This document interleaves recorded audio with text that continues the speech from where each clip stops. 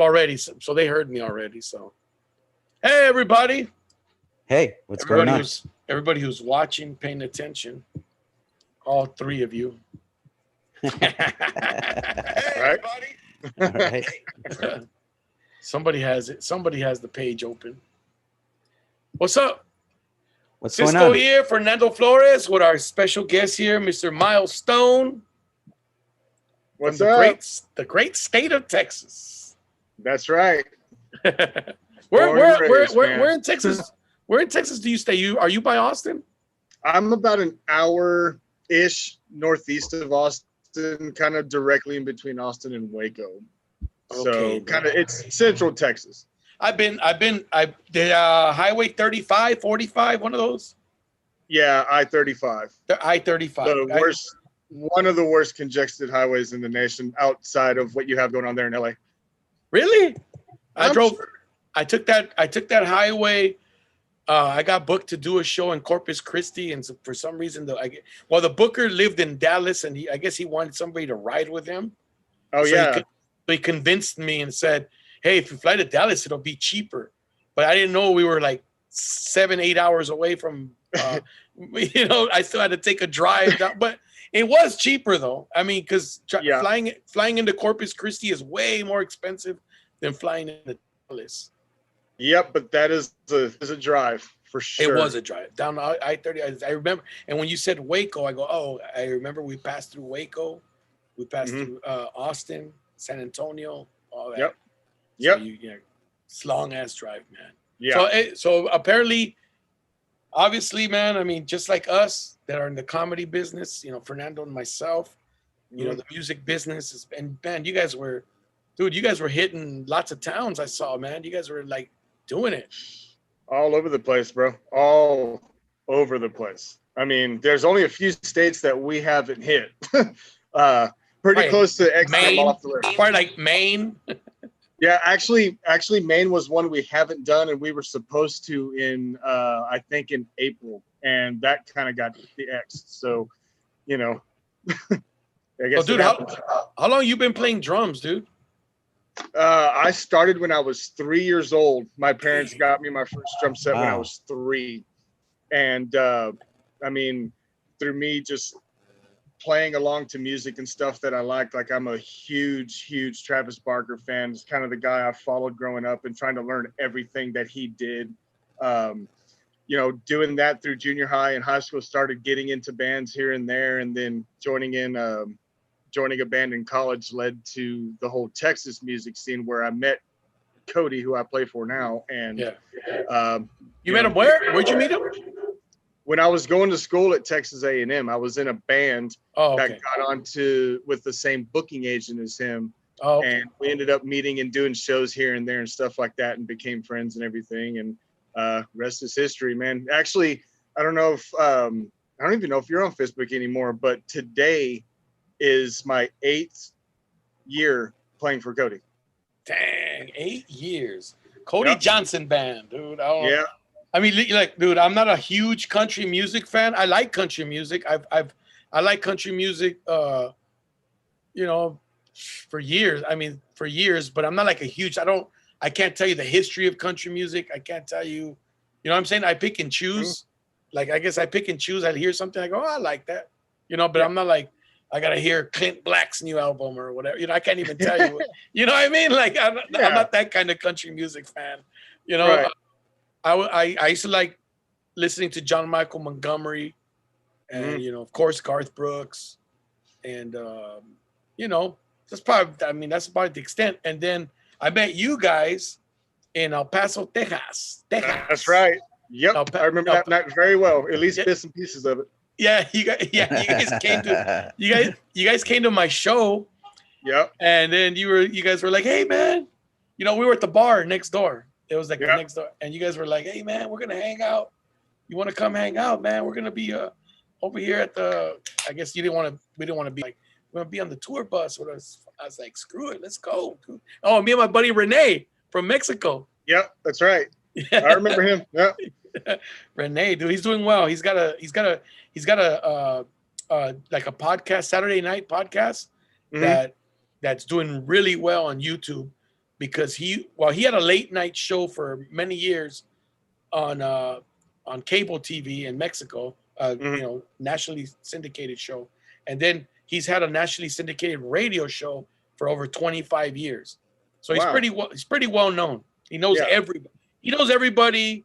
Everybody knows him, and and whatnot. And so he was with me.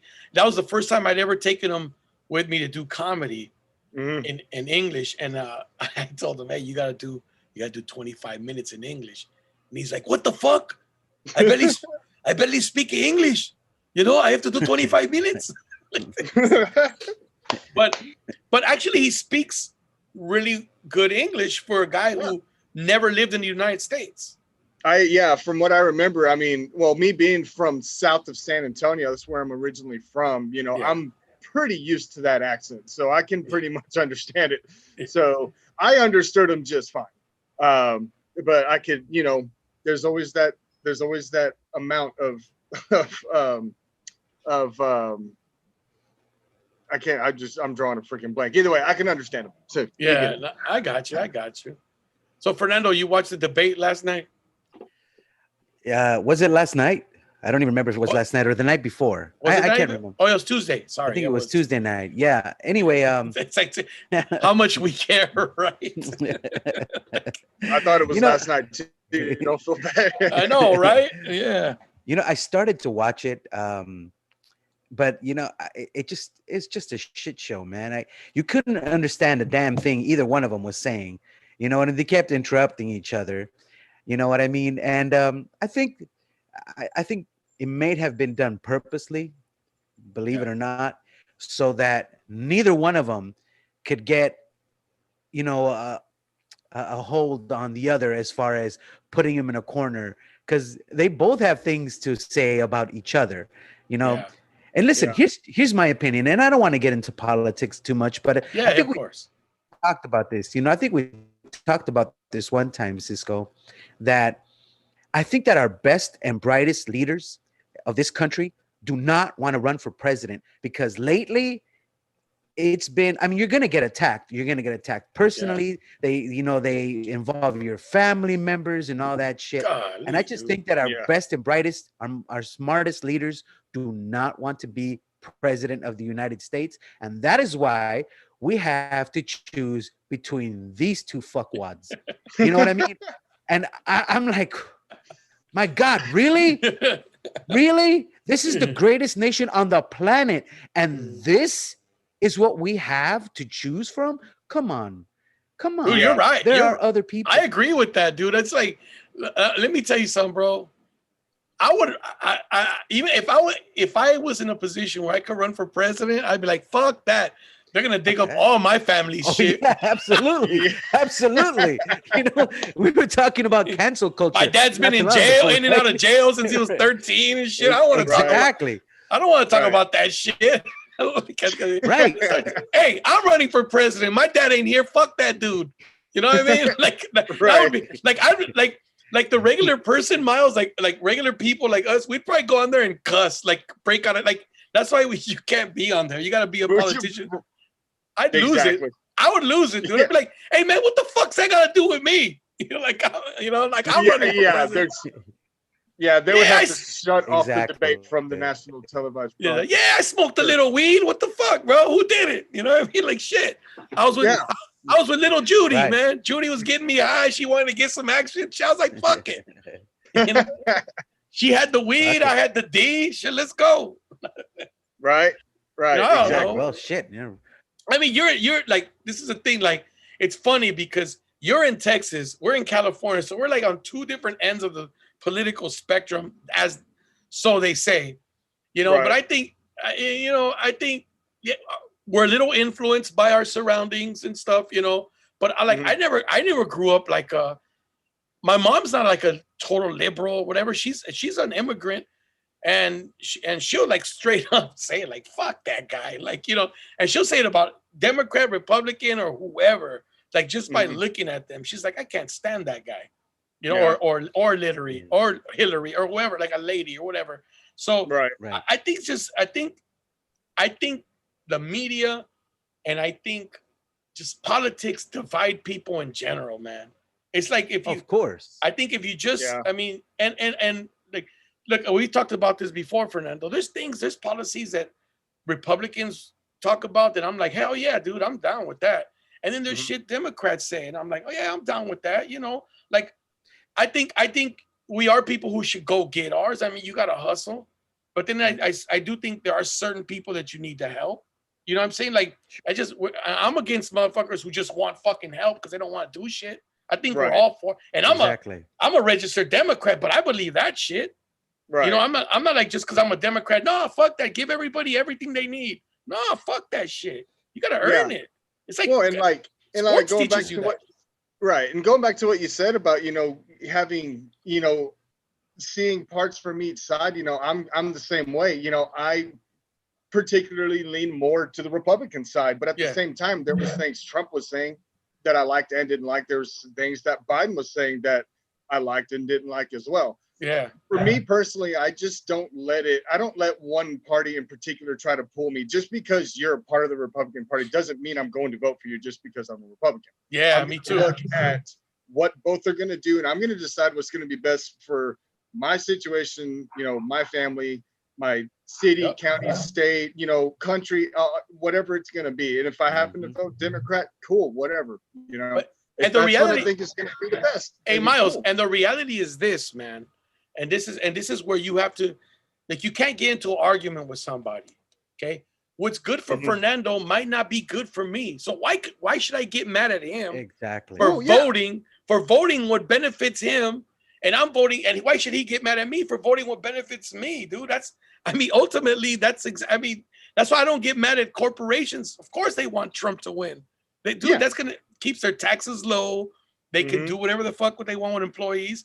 But I think if I'm somebody who works for one of those businesses, I'm like, fuck that. I want Biden to win. But even then, dude, we still get screwed. We still get screwed in the end. Yeah. Right. Yeah. It's like whatever happened to agree to disagree. Whatever happened to having conversations. Yeah, exactly. You know, between two grown people, like it's like it's gone. It's unreal. Yeah, it's like, but dude. Exactly. Go ahead, Fernando. You know, I'm just gonna say, you know, that it benefits them to keep us divided, obviously, because I don't think anybody is voting for their candidate because they think that, you know, hey, this guy's going to do something good. No, they're voting for their candidate because they hate the other guy. Yeah, you know, let's be honest. I think a lot of people do that, and the reason they do that, or how they do that, is by dividing us, by telling us, hey, this guy's an idiot, that guy's an idiot, you know, and then everybody takes sides. You swallow the red pill or you swallow the blue pill, you know, and then they look at the other side and like, you're an idiot for falling for this. You're an idiot for following this guy. Really? Yeah. It's like you said, Cisco, hey, what benefits me may not benefit you. And look, here's the thing. This may come as a little shocker. I don't know if I ever told you this, Cisco, but I'm a registered Republican. Oh, shit. I've never, I am a registered Republican, but I don't always vote that way. I'm a registered Republican. I registered as a Republican. When it was my time to register, George H.W. Bush was in the White House. Yeah. Right. When I was turning 18. And there was you know, the possibility of a Gulf War breaking out, you know, or some, not the Gulf War, some conflict, you know. Mm-hmm. And of course, I sided with the side that was like, you know, hey, our troops, you know, and my brother's in the military. So I'm like, yeah, man, I believe this guy. So let me register as a Republican because this guy is a Republican and he's saying what I believe. So why would I register as a Democrat when those guys are not saying what I believe? But things, you know, after a while, they kind of turned a little bit, you know, they switched around a little bit, you know, and I haven't always voted Republican. No, as a matter of fact, I think I voted for more Democrats recently than anything else, you know. But here's another interesting little anecdote. There's a website. I just don't remember what the website is. I'm sure that a simple Google search will find it, though. You just got to know the keywords. One of my friends asked me, because we were having this exact conversation, and he said, are you sure you're a Republican? And I said, well, no, because like I said, I registered as a Republican. but I vote Democrat mostly. And he goes, well, why don't you take this simple test? It's on this website. And he gave me the website, and he goes, and you might be surprised at what you find about your own belief system. And so the questions were, basic things. Do you believe that you should be able to have a gun? Do you believe in abortion? And so I'm thinking, well, this is obviously it's easy. It's going to go one way or the other. Yeah. But after I answered all the questions, and I had a whole bunch of questions that I, haven't heard any of the candidates talk about. And after I answered all the questions, it said, you side more with the libertarians. And I was like, what the fuck?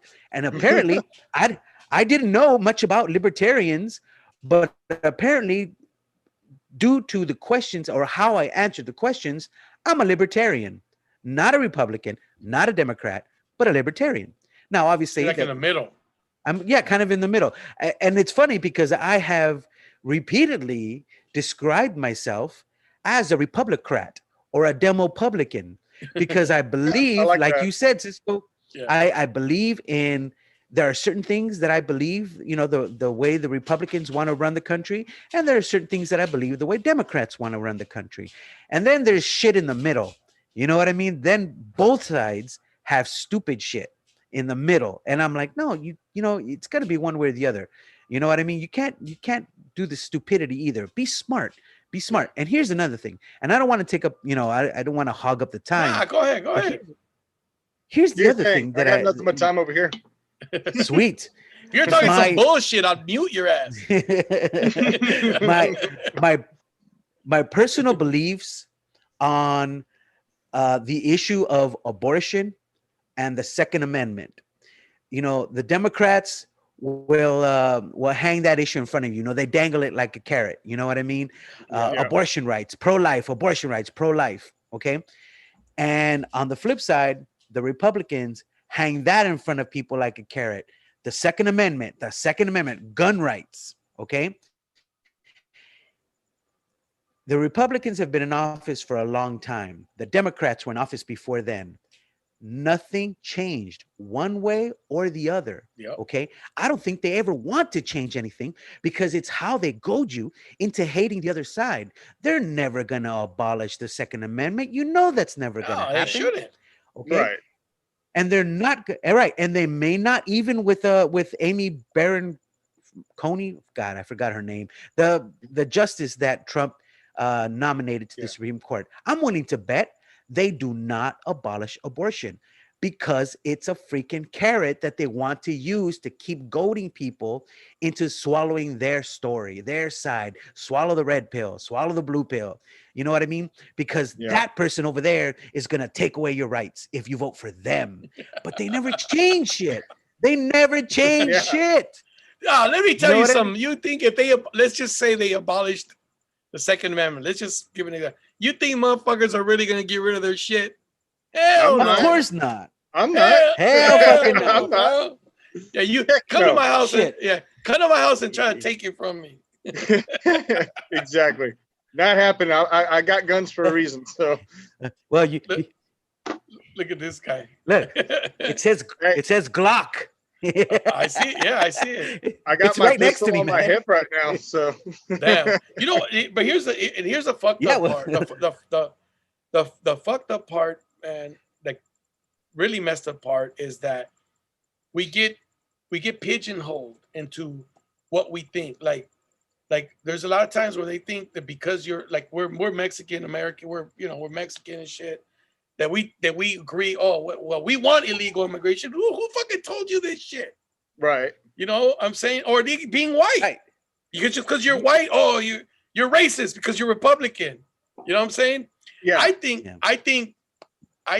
the majority are there racist. Fucking A. There's racist Mexican. There's racist black people. There's racist white people. I know some and all. For some reason, I am friends with a lot of racist people, bro. In every race. For some reason, and I'm gonna tell you why. Let me tell you how I know. I don't know what the fuck makes them comfortable around me, but they'll start telling me racist jokes. You know what I'm saying? And I'm like, what the fuck? This motherfucker think that, like, what, we cool like that? Like, you just gonna shit on somebody? You know, like testing the waters a little bit. You know what I'm saying? Like, right, like, exactly. you know, I'm like, all right, fuck it. I mean, whatever. I ain't gonna fucking say nothing, but yeah, I ain't never gonna see your ass again. I ain't gonna. I'm not like friends, but like I'm cool. Like I become cool. I shouldn't have said friends. I'm friends with them. I'm not friends with them. I've made acquaintances like that, especially in comedy. You know, like music, Miles. You go somewhere, somebody recognizes you or whatever, and they're cool with you, and they feel like they can tell you anything, or they think that you think like them. I'm like, what the fuck? In my act gave you the idea that I think that way. You know, like I don't. Yeah, I'm cool with it. I'm cool with everybody. You know what I'm saying? Like I love it. I got love for everybody. And I think, you know, we played sports growing up, dude. I think sports teaches you a little bit of that. You know what I mean? Like, especially you in the college and shit. And you know, I played junior college ball, and I got to play with people from across the country that were bounce backs or you know, guys that just moved because they didn't have junior college. And I didn't know certain states didn't have junior college. So it was crazy. They would come to California to play football. And you know, I'm sure like growing up, you played ball, man. You know, where did you play in Southern Texas? Yeah, from my hometown of Poth, spelled Poth. It looks like Poth, and we get that all the time. But yeah, I played my 2 years in junior high. I actually skipped my freshman year because that's when I was kind of starting to take music real serious, and skipped out that year. But I kept getting word that if you play football, you're going to be on varsity. So it actually ended up happening. So from my sophomore, junior, and senior year, I was starting on the varsity team. So I played there and pretty much left it at that. Didn't try anything in college or nothing. It wasn't my passion. Obviously, music was. So would have been cool to go on to Kyle Field in College Station and going out to all those screaming fans and everything. But you know, that's just wasn't my thing. Who was the coach when you were there? Dennis Franchione, and then shit! Oh, you were there. He got canned. He got canned, and then that was after him. It was Mike Sherman. Mike Sherman. Yeah. Oh yeah. I remember. Not a big fan of Franchione either, though. To be honest with you, bro. Dude, I did. So when we were there, the student section. I don't know who came out with the T-shirts or what it was, but the student section, you can see them as. You can see these T-shirts start coming out as the ends, like everyone wants them to go. It said "Can Fran" on them, and there was so many students in the student section during the games wearing the "Can Fran" T-shirts. And every time he would like not go for it on fourth down, or he would do something like that, everyone would just boo. You knew it was over for him after that year. dude, and they had players because they had like Von Miller. They had Tannehill. Yeah, Tannehill was there when he was still when I was there, he was still a receiver. He wasn't even a quarterback. Yeah, he was a receiver first at A&M. They should have brought in Mike Leach, man. Shit. I know, right? The craziest coach out there. Mississippi State brought him in, and they just upset LSU this last weekend. Yeah, I know. Defending national champs. And they said that, that air raid shit don't work in the SEC. And he brought a quarterback from Stanford. And he brought a quarterback from Stanford with him as well. Yeah, and I'm up? Pretty sure they said the air raid thing doesn't work in NFL either, but look where it's at now. Dude, but people don't remember this, and I don't know how much you follow football, Fernando, but so the air raid started in the SEC because Mike Leach and Mummy, they were coaches at University of Kentucky in the late 70s when they had Tim Couch. So they started the air raid. The air raid's been successful. The air raid's been successful in the SEC. They won the SEC, bro. Kentucky won the SEC. Explain to me now. I do like football. You know, I don't follow it so closely like I do other sports. And I do like football. We've had this conversation before. I'm not a fan of any particular team, but I like football and I watch football. It's great. But I'm not exactly sure what an air raid is. Explain that to me. Oh, okay. So the air raid's an offense, and basically I run air raid. So air raid, you're more likely to throw the ball 3 out of 4 times. So you know, most teams they gotta run it to throw it. You know, you set them up with the run to throw the ball. With the air raid, you set them up with the pass to run the ball. It's the opposite. And usually, and it's supposed to. my theory was, I heard a coach say this is what convinced me to run air raid. I heard a coach once say, when you go watch kids in a in a sandlot or in a park playing football, do you see them handing the ball off or do you see them throwing the ball around? And I said, oh yeah, they throw the ball. I said, they throw the ball around. He goes, most of the time, there's not a running back there. Yeah. He said, so why the fuck would you hand the ball off 40 times in a high school game? Kids don't, gets boring to kids. Kids want to throw the ball. They didn't want to get. And so my first year, I ran a fucking heavily run. We were a brand new school in football, by the way. So it was a brand new program. So I said, you know what? I'm going to run the ball because we're not going to be very good anyways. The team is young. I had like 2 seniors. You know what I'm saying? That's most schools have like 30 seniors. I had 2. So I was like, we're a young team. So we ran the ball and we ended up like 2-8. And then last year, we're still young because I lost 2 seniors, but I only had like 8 seniors or some shit like that. 6 more. And I said, we're going to throw the ball. Fuck. And we threw the shit out of the ball, man. And the games were more exciting. We went 5-5. I never punted. I went for it on 4th down every time. It would be 4th and 20, bro. And I would go for it. We onside kicked every time. I never kicked off. And if I did punt, I'm not going to lie. I did punt, but if I punted, we didn't have a punt formation. I wasn't like, punt team. No, my quarterback would get it and he would just surprise them and kick it because they weren't expecting it. And that was it. And I didn't even ask him, can you punt? I just told him, kick the shit as hard as you can. And that's it. He can kick the ball. He may not be able to punt it, but he can kick it. Yeah, exactly. Sure. So that's what I did. So air raid. So that's what air raid is, Fernando. So air raid is supposed to be for the less talented, which is, i.e., fucking Mississippi State. They're not the most talented team in the SEC. They're tough.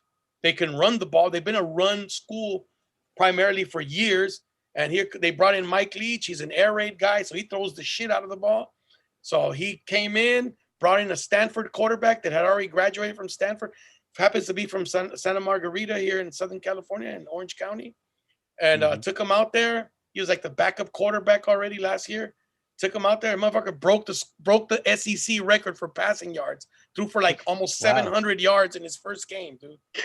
Wow. Threw the ball like 6. Threw the ball like 60 times. Golly. Damn. I figured something like that. Wow. Yes. I figured that an air raid would be something like that, because when you said air raid, I'm thinking, all right, what comes to mind is an attack from the air. You know what I mean? Bombers, fighter jets, that sort of thing. So when you said air raid, I figured, okay, it's got to be passing the ball a lot. I just wasn't 100% sure.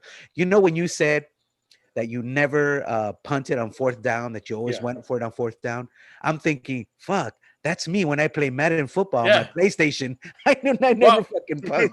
I'll be honest with you. You know where I got this from? I got this from a coach in Arkansas who never punts, and he said he mentioned a Harvard University research, that if you went for it, if you gave up the ball at the 10-yard line, I don't want to fuck this up, so I'm paraphrasing, man. I'm not quoting. If you gave up the ball at the 10-yard line, there's an 85% chance they'll score on you, a touchdown. 85% or a score. I don't remember if it was touchdown or just score, period. 85%. All right. If you gave up the ball inside your 40, from inside your 40, there was like a 72% chance that they'll score on you. Again, I don't know, touchdown or field goal. That's only a fucking 13% different, bro.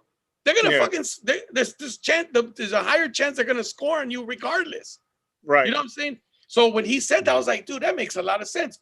In high school, you don't always have the best punters. There's fucking kids who shank it all the time. They punt it and it fucking goes like, dude, you know how many times the first year I punted and I think we punted the ball went 5 yards. And I'm like, shit, I should have just went for it. What the fuck am I punting it for? We just all we gained was 5 yards. So and when I heard that, I go, dude, screw that. I'm not fucking punting. And I went for 2 every time. And I never kicked the field goal. So, Right. and I'm gonna stick with it. I love it. I think it's more exciting. The kids love it. The kids are like, "Fuck yeah, let's go!" You know, kids love that shit. They don't. You know, when you fucking hand it off again and fucking 2 yards in a cloud of dust or whatever, you know. And hey, so go ahead, Fernando. You're good. Do you have a special teams at all on the teams? Kickoff and kickoff return. You know, because I was wondering when you said the kids love it. You know, the special teams must be like, no, we fucking don't. We never get to play, man. Sadly, that is the only thing. Like, usually the kids that would be on the special teams, they don't get to play. But I mean, I have a kickoff and kickoff return. They get to play. I got kids. There's kids that get to play. Yeah, I know. I'm just messing with you, man. What were you gonna say, Miles? No, I was gonna say what you were talking about. You know, going for it and everything like that. That's actually a really new thing for Dallas Cowboys fans like myself, because we have a coach who actually does it at least sometimes. None like this Jason Garrett bullshit. Jason Garrett. Jason Garrett. Let me tell you something about Jason Garrett. Jason Garrett, it was just karma, his fucking coaching career with the Cowboys, dude. Because they screwed Wade Phillips over, dude.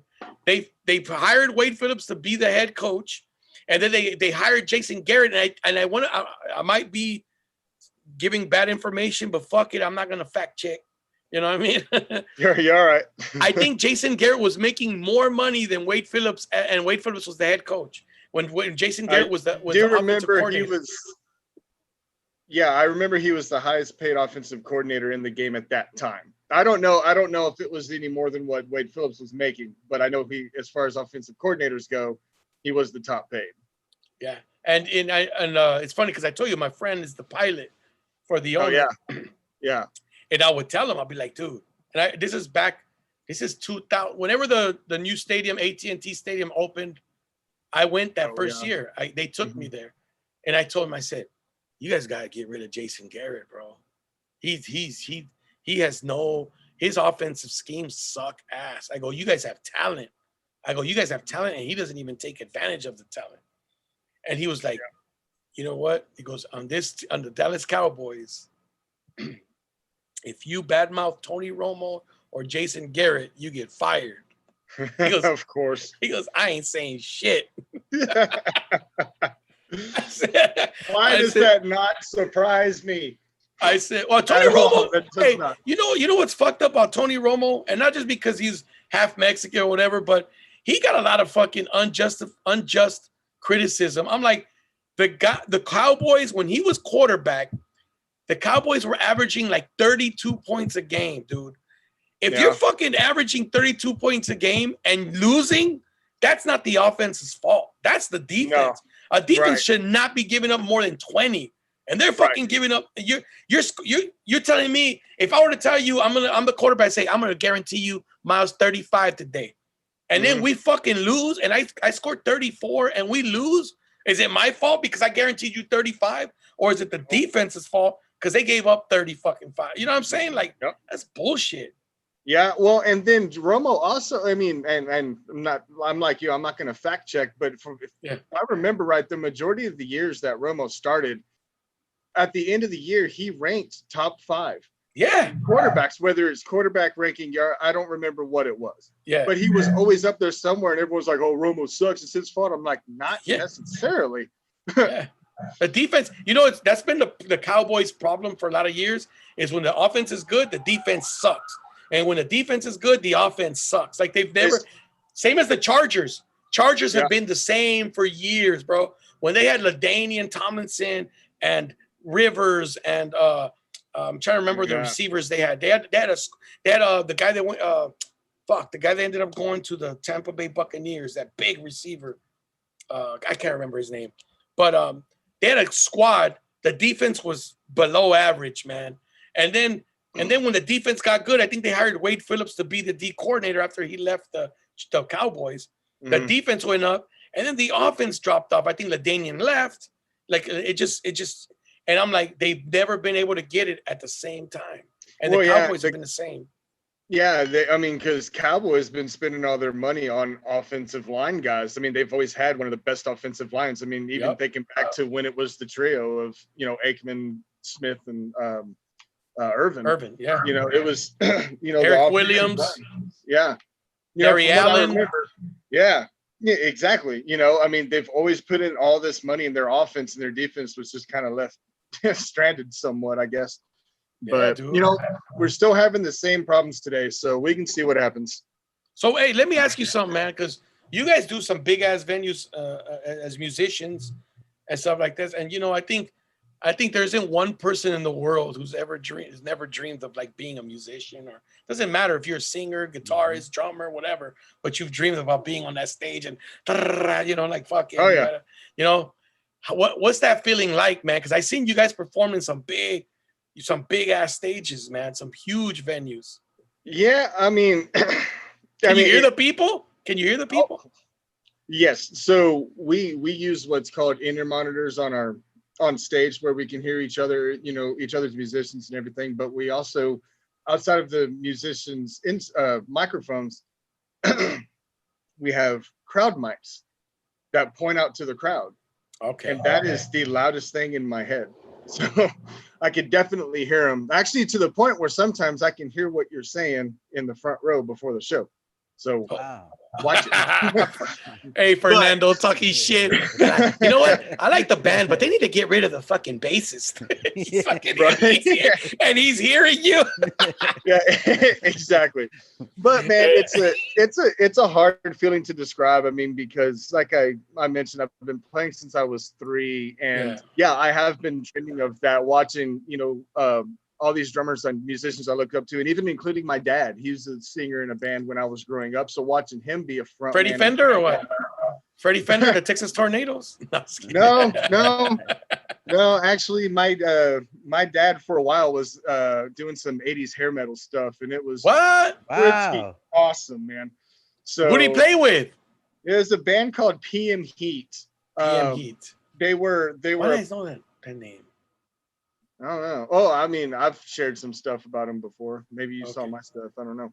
But it was actually, PM Heat was the best way I can explain it, and I'm kind of talking out of my ass here, but it was kind of an alter ego of their other band called The Emotions, and The Emotions were a Texas, a dance hall cover band in Texas. So they play all the top 40 hits, whether it be rap, rock, country, whatever. Oh, okay. And so they were like, why don't we do this 80s stuff and try to actually make it big and do stuff, I guess. And so he was doing that. But man, it's, growing up watching dad do his thing and watching everything else, and just the desire I had to get out there and for it to actually happen when you're playing, ice hockey arenas. And then when we do Houston Rodeo, we play at NRG Stadium when there's 75,000 people there. That's where the Texans play, and we've sold it out a couple times. Damn. Just to hear that many people scream at the same time for what you and your group is doing on stage is a very difficult thing to explain. So, but at that moment, you have to not let it overwhelm you, and you got to go out and deliver, and then you can deal with your emotions after the show pretty much. So, you kind of have to be on your A game on that stuff. So. Yeah, dude. I mean, have you ever dreamed of that, Fernando, being a musician? Of course. Are you kidding me? Of course. And I what grew kind up of music? listening What kind of music? What kind of music? Oh, you know what I'm into. I like hard rock. I've always been into hard rock. Right here with you, bro. Right here with you. Yeah, I've always been into hard rock and listening to 80s hair metal bands. I grew up listening to Motley Crue, Def Leppard. Dude, I was gonna go to a Motley Crue Def Leppard concert in September before COVID hit. And obviously couldn't go. You know what I mean? Do those guys they still get down? Do those bands still get down? Hell yeah. Like Vince Neil, Tommy Lee, and all that shit. Yeah. Oh, hell yeah. Of course, Vince Neil. He's a little slower. You know what I mean? He's a little pudgier now than he used to be. You know what I mean? But fuck yeah, they still sound great, man. Well, I saw Axl Rose, bro. Jesus. Axl Rose has gotten pudgier too. That guy was skinny as shit, though. Golly, he wasn't. Man. So was Vince Neil. Yeah, Vince Neil, you're right. Dude, I love Live Wire by Motley Crue. Is fucking one of my favorite workout songs. Like, oh, dude, that little beginning. Did you see the Dirt on Netflix?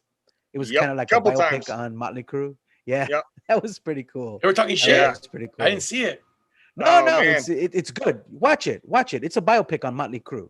Watch it. Does it talk about Hep I C? think you'll enjoy it. Talks about Hep C.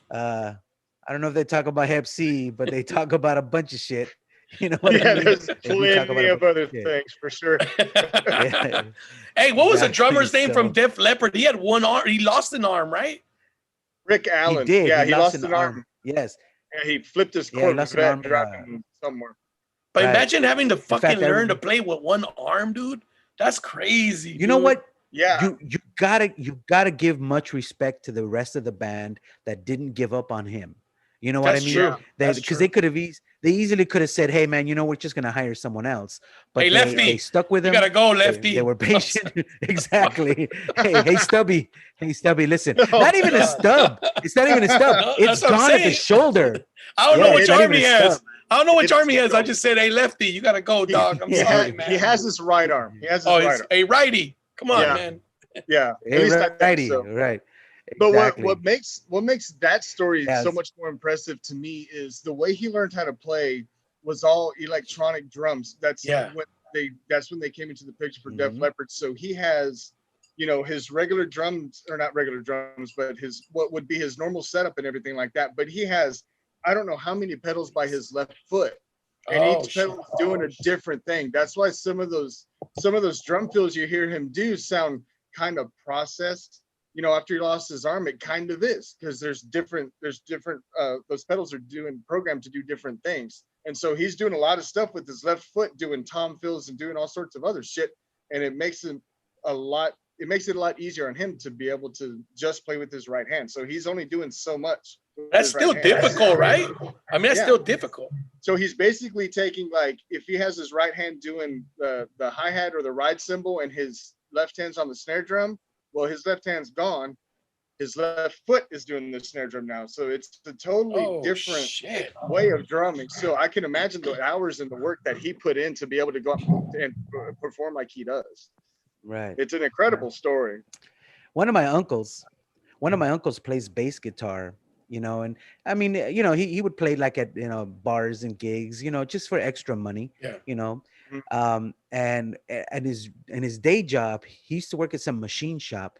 He got his thumb caught in a machine and it broke his thumb and twisted it backwards. So I remember this was when I was a teenager. I was still living at home with my mom and dad. And, he was telling my mom and dad that, he doesn't think he's going to be able to play the bass guitar anymore. And he goes, I just don't think I can do it anymore. And at that very minute, MTV put on a Def Leppard video, and I'm like, "Uncle, come watch this. I want you to come see this." And he's like, "What?" I go, "I want you to see this drummer." And so they show the drummer, it's bits and pieces of different band members, right? But they show the drummer with one arm. I'm like, "Look, that drummer has only one arm.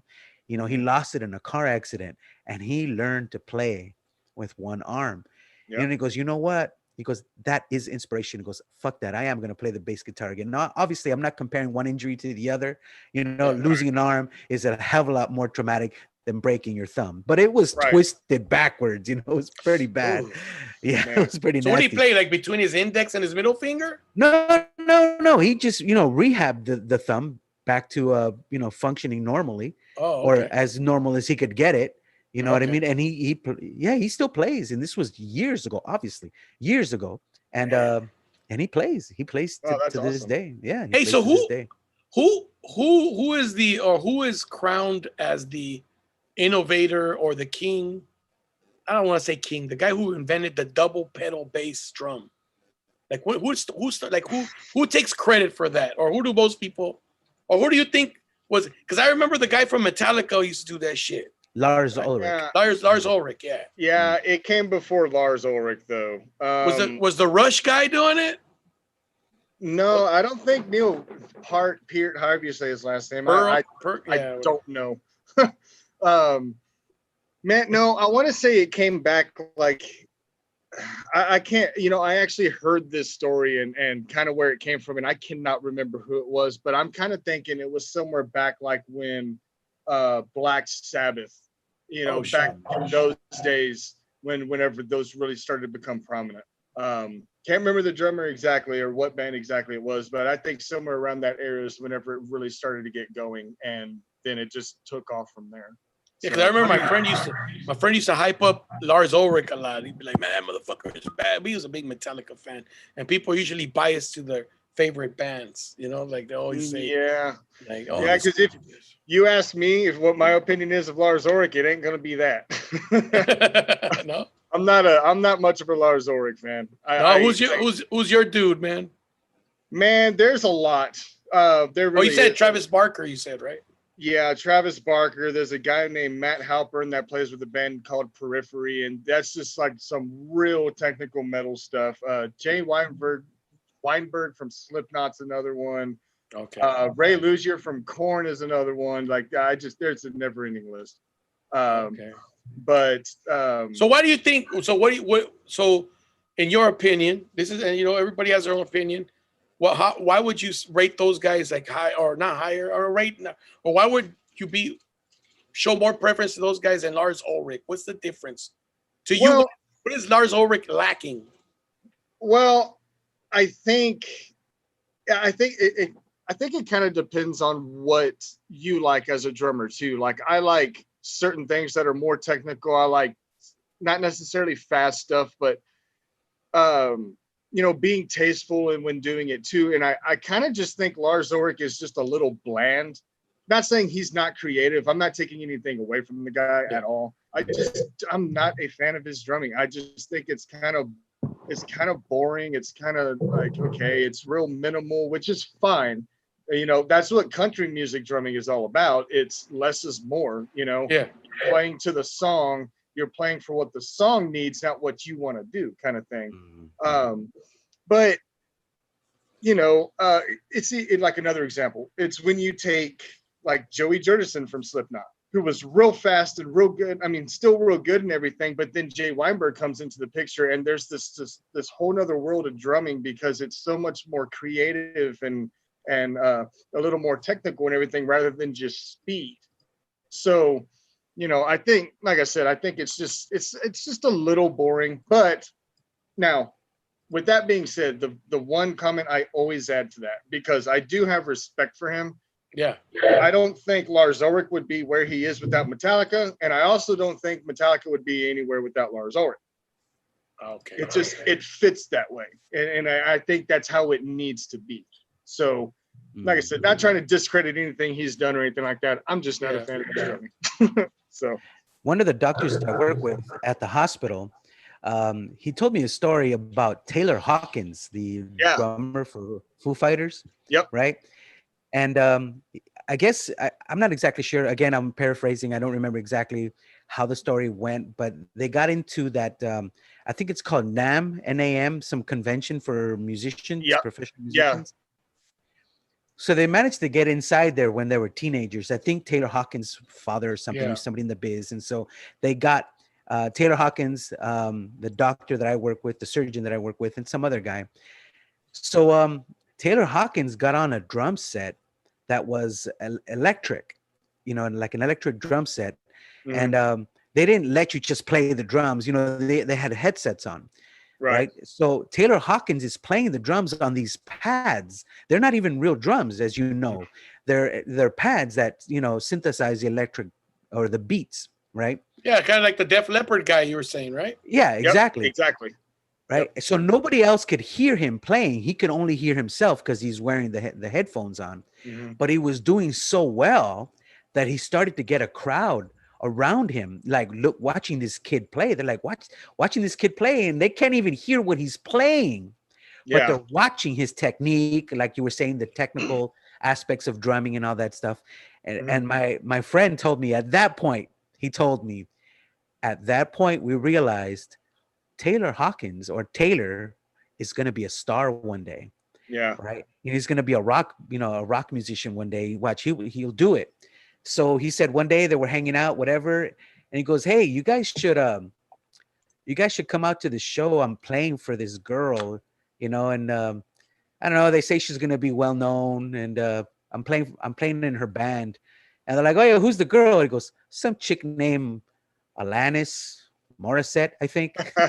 So I was like, "Oh no way!" He's like, "Yeah." And he goes, "He was Alanis Morissette's drummer before he went on to be with the Foo Fighters." He goes, "But he was like, yeah, some chick. I don't even know who she is. Never heard of her, but he's gonna play drums for her." So he's like, "Oh, all right." So that's pretty cool. So I understand what you're saying about the technical aspects. I don't play drums. I'm not a musician, so I wish I could relate better to that, but I understand what you're saying. I tried to learn the drums, man. I tried to learn the drums when I was in high school. I even took lessons, but I couldn't afford a drum set, bro. Like, honestly, they're not cheap. They were fucking expensive. When they told me how much they cost, I said, you know what? It's cheaper for me to stop these lessons. Okay. because how expensive is the cheapest set, would you say? Oh, dude, but the cheap, I mean, I didn't want to get like like the cheapest, you can get a cheap set, probably, I don't know, $300, but they're cheap. They're no good. So like, I think the cheapest decent set at that time was like $900. And I didn't have $900. I didn't have $900. Right. I mean, you're talking like some pearl drums with some Zildjian cymbals and shit like that. And then, so I got tired of fucking practicing on my pad, bro. Fucking, I had a pad. Yeah. It's like, keep practicing on your pad. I'm like, man, fuck that pad. I don't hear no music when I'm playing it. Like, right. Yeah, but dude, that pad is very important when it comes down to it. Is it really? Yeah. I mean, because like going back to the technical side, you have different things like, drum rolls and rudiments is the big thing. That was the big thing. Like I played drums in high school too, and doing, marching band and doing snare drum solos and everything like that. But those rudiments, they allow you to open up and express more on the drum kit. And all it takes is practicing on that little pad.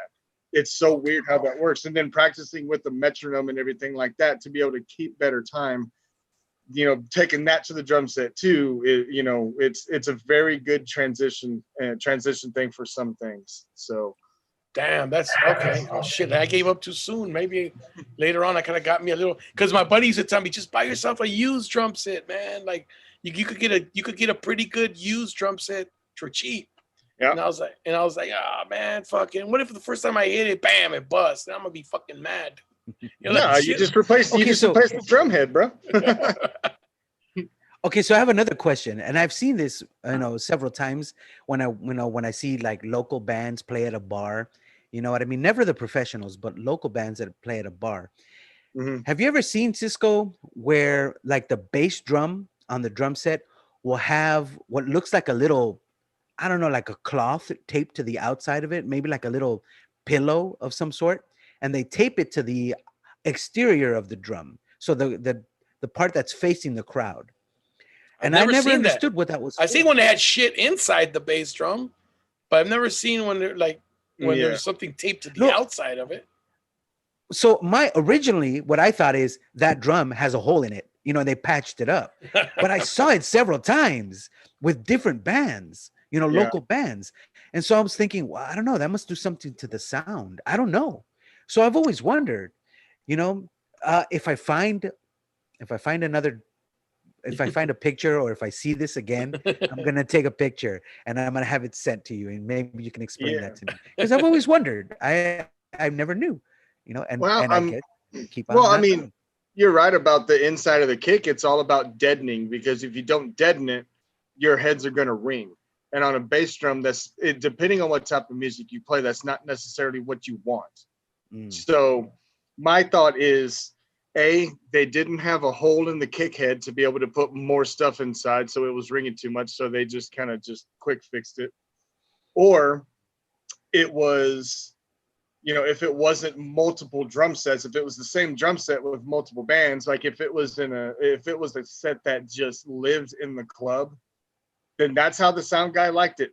So he did that, and that's what it was. It could be a multitude of things, either that or that drummer doesn't know to put the stuff inside. I mean, I don't know, but I've actually never seen something like deadening. You said it's taped to the outside, the part facing the public. Yeah, so like, so the bass drum, right, on a drum set, that's where they would put the name of the band. It'll say like, Cody Johnson Band. Yeah, okay, the Cody Johnson Band. You know what I mean? You see this drum head right up here, it says it. Yeah. Oh yeah. So so they would tape like a small, it looked like a small pillow. So it wasn't like a napkin, it wasn't flat. There was girth to that. And they would tape it to the outside of the drum. And again, I always thought it was maybe to change the sound some way. I just didn't know what it was for exactly. I'm gonna have to upload some of Miles's solos, man, that I have recorded. Cool. Oh, that's right. You got a couple. Yeah, I got a couple of them, bro. I got the one when I went to San Diego. I went down to San Diego. You guys did that gig at I can't remember the name of the place. It was a cool little spot. I like that little spot. I mean, it's probably small for you guys when you're doing Energy Stadium, bro. Fuck. Well, hey, you guys got to do Stagecoach, right? Yeah, we've done it a few times. Mm-hmm. Yeah, nice. I remember seeing you guys' name. I wanted to go, man, but fuck, dude, that shit. It's so hot. It is so freaking hot there.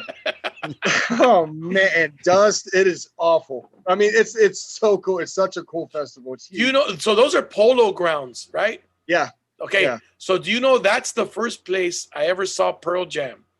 Really? Pearl Jam was having beef with Ticketmaster, and they wouldn't play. So Ticketmaster wouldn't allow them to play in Los Angeles, or they didn't want to play in Los Angeles because they didn't want Ticketmaster charging those service charges those steep service charges they were charging at one time, or they still do, right? I'm sure they do. And Pearl Jam was having beef, so they said, "Fuck that, we're doing the Polo Grounds." We were like, "Damn, we got to go all the way to Indio to go see fucking," because Indio's not. It's not far, but it's not close, and it's not the most desirable location to go see fucking. So when I know that you're telling me it was dusty and all that, I'm like, damn, shit hasn't changed, dude, because that's how it was. That's how it was back then, dude. And I got to see Pearl Jam, and who opened for them that day was I think it was a band named 311 or some shit like that. Oh yeah, that's some band named 311, eh? or no, it wasn't 311. It was 11. Oh, so it wasn't 311. That's what I'm saying. Some band. I know 311's more popular. No, it was just 11 or some shit. Yeah, I was about to say, you're from California. You haven't heard of 311 before? Holy shit! I heard of 311. I'm not hip to these newer bands, dude. Like I don't. Oh, 311 is not a new band. Yeah, they're from the 90s. I know they're a 90s, but I don't know what they sang. 311. I'd have to hear it. I know that one of the reasons they named 311, why they called it 311. I remember hearing an interview with one of the guys, I guess the singer on K-Rock, and somebody asked him, "So why 311?" And he basically said it's the California civil code for being naked in public. Oh, so shit. Yeah. So if you're naked in public, they'll charge you with a 311. That's what 311 is. That's why they named their band 311. Oh, fuck. And I thought that was pretty interesting. That's one of the things that if I ever had a radio show where I spoke to a lot of bands, I would love to get down to why did you name your band, what you named it, and what was the runner-up? What's second place? Like for example, we were talking about Motley Crue. Did you know, and you'll see this in the movie, in The Dirt, they almost called themselves Xmas, like Christmas, Xmas, except they spelled it Xmass, Xmas, instead of Xmas, right? And they were like, "Nah, fuck that. That's a stupid name."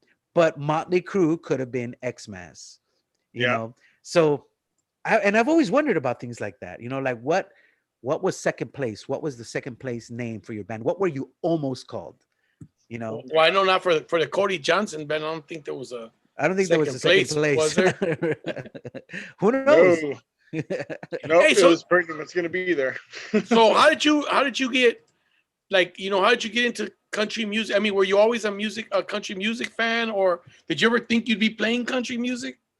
Man, I mean, yeah, I've always been a country music fan. Growing up south of San Antonio, always hearing George Strait on the radio. George Strait, Garth Brooks, and all that stuff. And I've always been a country music fan, always had appreciation for country music, but growing up the son of a vocalist, I was introduced to a lot of different kinds of music, and whether it be 80s hair metal, regular rock and roll, you mentioned Pearl Jam, so all the grunge guys, Soundgarden, Alice in Chains, and then getting into things like, Ella Fitzgerald and Billie Holiday and Dizzy Gillespie and Earth, Wind and Fire and Steely Dan and all these different types of music and stuff. But for some reason, rock it always just kind of got me. Like I listen to rock and metal. I listen to it when I work out. It's just it drives me, and I can't explain why. But no, at first I didn't think I would ever play country music. I wanted to do metal. And but then you're like, these fucking college loans need to be paid, dog. Exactly. Yes, there is. I found out pretty well. I didn't really, the metal portion was more in high school, and at that age, and what we were trying to do, we weren't going to get paid for anything. We were actually a Christian metal band. Oh, and so it wasn't like we were going out playing these shows in bars and we were getting a percentage of alcohol sales. We were playing, church festivals and different things like that. So we weren't getting paid, but there's not. Do we get a percentage of the offerings? Right, exactly. Do we get some of that 10%? There was probably money to be made here, and every now and again, but. I ended up leaving that band because I wanted to go to college, and I went to college and met up with some guys, and they're like, "Yeah, you want to come jam?" And I was like, "Yeah, sure." And, so we started playing. Decided to in college, and we decided to kind of keep it going, and it lasted for however many years it was, and then jumped on with another band, and blah blah blah. Story. Here I am today. So, well, was there a point? Was there a time when you thought? Was there a time when you thought you were just gonna have a regular job, and you were just like, I don't think this music stuff's gonna work out? Man, honestly, your dad being a musician, though, maybe you knew that this is all part of it. Yeah, I mean, I'll be honest. I went to college as a backup plan. I mean, for real. I knew I was going to do music. I was at least going to give it my best attempt that I could. I went to college. My dad actually sat me down before I left, and I mean, it was probably even before I graduated high school. He was like, "Look, don't make the same mistake I did and go to college and just kind of fuck off. Go to college. You can do whatever you want to after college. I don't care. Whatever makes you happy, do it, but finish college first." Yeah. And I was like, okay, I could do that. So I went and I finished college, and in no way, shape, or form was I trying to use that degree to make a living and do my thing. I just wanted a good backup plan. And somehow the stars aligned and everything worked out. And here I am still playing music, and it happens to be country music. So did you study music in college? No, no, far from it. I studied. I have a Bachelor of Science degree in landscape management, and a minor in turf grass management. So I can make your yard look good, and I can maybe tell you what's wrong with it. So I basically have a landscaping degree, is what it is. Oh no shit, dude, that's crazy. Yeah. That you said Texas A&M, right? The Aggies. Yep. The Aggies. That's right. So A&M stands for Agriculture and Mathematics, I believe it was. Mechanic.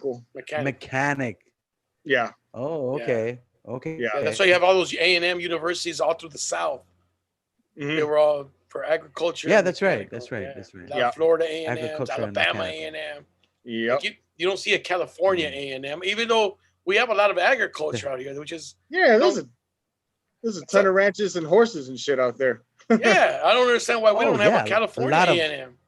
Yeah, it's if you all you have to do is get out of Southern California. Yep. That entire huge patch of land.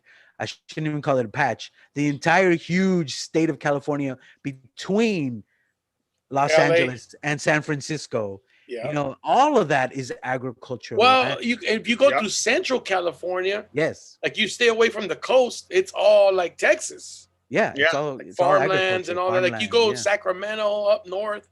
Yeah. I bet when the first time you went to Bakersfield, you thought you landed back in Texas, huh? I did. It was a completely different place I thought it was going to be.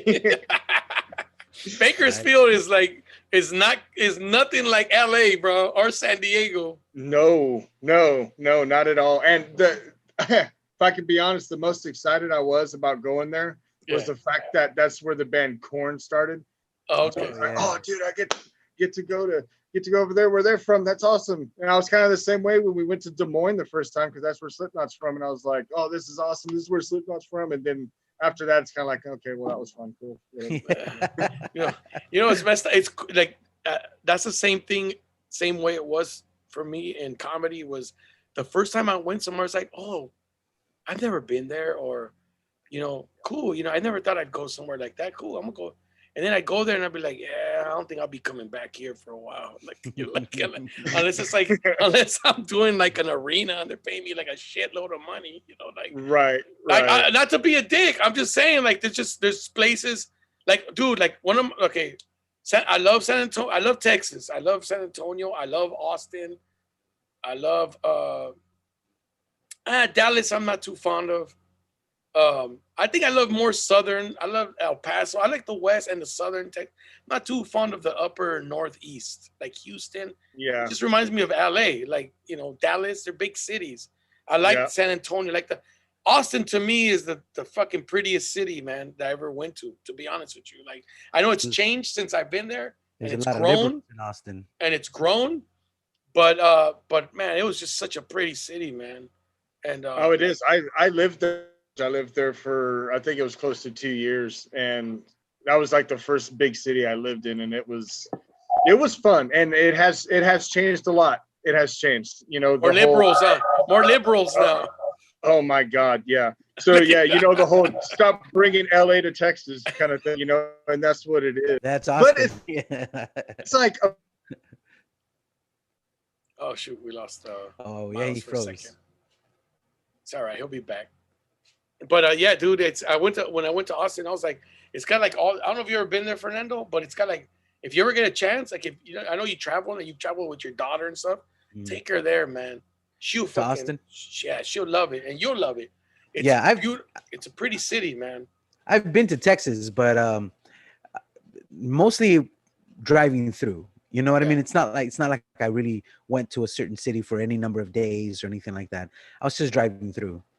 So yeah, I've been to Texas, but nothing that I can really say, oh yeah, I went to go see this or I went to go see that. Nothing like that. You know what I mean? Oh yeah, look, we lost Miles. I'll be back. He'll be back. Oh, there he is. Yeah. But yeah, dude. So like when I went to, we got you. Yeah, I don't know what happened. It happens. It happens. Technology, man. This hasn't been perfected yet. Yeah. Well, this is my Zoom meeting, so I don't know what happened. I was just kind of like, oh shit, y'all are frozen. No, but like I was telling him, I was telling Fernando that if he ever goes to Texas, I go, you gotta go check out Austin, and I like San Antonio, man. San Antonio's cool too, cool little town. Austin has all the rivers running through it. I love the location of where UT, their football stadium, right off the freeway. Yeah, like oh man, it's nice. It's a nice stadium too, man. Yeah. They got money though. It's because they got money. A lot. They got their own freaking channel. Right? Of course they got money. They have that's what. And a couple of friends and I were talking about it the other day. It's one of the only college teams that could probably go 0-16 in their year and still be ranked in the top 25 the next year. Every year they come out and it's like, oh, UT's 8, and I'm like, how? Yeah, they haven't done shit. Yeah, they lost to Baylor. Yeah, or they lost to Kansas State, K-State, and shit. But you got money, man. What is it called? The endowment? No, what is it called? The endowment, or what do they call it? Endowment fund, or something like that. Yeah, like they're like one of the top one. Like, I mean, I think Harvard is one of the big ones. Stanford. All those, but Texas was up there like top 5, dude. Yeah. It's money, fucking old money. That old money. Yep. Tons of money. So, man, how have you heard anything about when you guys will get back to the road or start playing again? Man, it's kind of all up in the air. I mean, we did a few shows last weekend. We got I think at least one coming up this month. Next month, I have no idea. December, I think there's a couple, but man, who knows? It's just all up in the air right now. I mean, especially with the whole flu season starting up and everyone, kind of getting a little concerned about that. There's no telling what we're gonna do. So I've been able to keep busy though. So I think too bored. I think I think they can have events, but it's gotta be like, yeah, they gotta separate people, and they gotta keep the attendance low. Which in a way, if you want to work, I mean, you gotta do it. But then it's like it's not as exciting because you're like, man, we're gonna do like a 1/3 filled arena or whatever. It's gonna be all spaced out. It's gonna be like you didn't like, you know what I mean? Imagine doing the Ice House, Fernando, and there's a person every 4 seats. Yeah. Or 2 people every 4 seats, and you're like, I mean, you appreciate doing it and getting back up there, but it's not the same. The energy is not gonna be the same. Yeah. Right. Exactly. That's one thing in music. Let me ask you, because as a comedian, to me, I've been known to play down to the level of the audience, man. Like when their energy sucks, they suck the energy out of me. Oh yeah, I've seen. Yeah, I know what you're saying. I can relate. And so, as a musician, do you feel that way too? Like if there's like an audience, because sometimes you get these weird audiences. Like it's like what the fuck's going on? These people are not excited to be here. Why'd you even come if you didn't bring it? Yeah. Well, I mean, it does drag you down, and it could be different in the comedy world, because that may be necessary, but for playing down to their level, like what you said. But as far as musicians, and especially what we do on stage, and what Cody's biggest thing is, like, we're gonna go on and put on the same show no matter what the situation is. Yeah. Like he says, it's the 30 or 30,000 rule. If there's 30 people there, you're gonna see those 30 people are gonna see the same show that 35,000 people would see. Like, we're trying to put on the same show every single time. So when it gets to those crowds and those audiences and stuff, it can be kind of hard to kind of fight through a little bit. But when it gets to that point, you kind of turn around, look at each other like, hey, we're doing what we love, and we're doing it with, each other. And there's no other place we'd rather be right here than right here, right now. So let's just give it our all. Let's get off stage and go have a few drinks, whatever. That's true. No, that's true. I mean, like, comedians have said that, like, hey, man, it's your job to pick them up. They'll say that, like, I've said that, like, it is our job. That's what we're there for. Pick that energy up. But damn, man, there's been some audiences just suck the life out of me. Like, like, there's been nights where I'm like, yeah, I didn't come with the intention to work this fucking hard, man. You know what I mean? Like, right. Yeah. I guess, yeah, like you said, music, I mean, if you're playing shit, you can close your eyes and have a good time. Like, fuck it. I'm going to enjoy myself. I love playing. Right. But it's not the same. If I'm telling a fucking joke, I can't laugh at my own shit, Like, hey, I don't give a shit. Like, what we say, Fernando? I don't give a shit what you guys think. That shit's funny. Like, yeah, exactly. Yeah. You're like, that's my joke. I wrote that shit. This shit's funny as hell. Don't try to hate because I'm funnier than you. Yeah. Like, yeah, exactly. No, but dude, that's I mean, like, the times I went to go see you guys, man, those were some fun crowds. They were smaller venues because I think that was the first time you guys were coming out to California or something. One of the first times. Yeah, it was at least in the beginning. Yeah. Yeah, sure. I remember that. That was, I mean, quite a few years ago in Fullerton, and then you guys came back. I didn't get to go. You guys were in Hollywood or West Hollywood. Oh, the Troubadour. The Troubadour, yeah. Yep. I didn't get to come out. Did that one a few times. So how was that one? How was that? Small. So much smaller than you think it would be. Yeah, it's tiny. No, but the audience, do people come out to the Troubadour like country western fan, or is it just anybody comes in? Oh, no.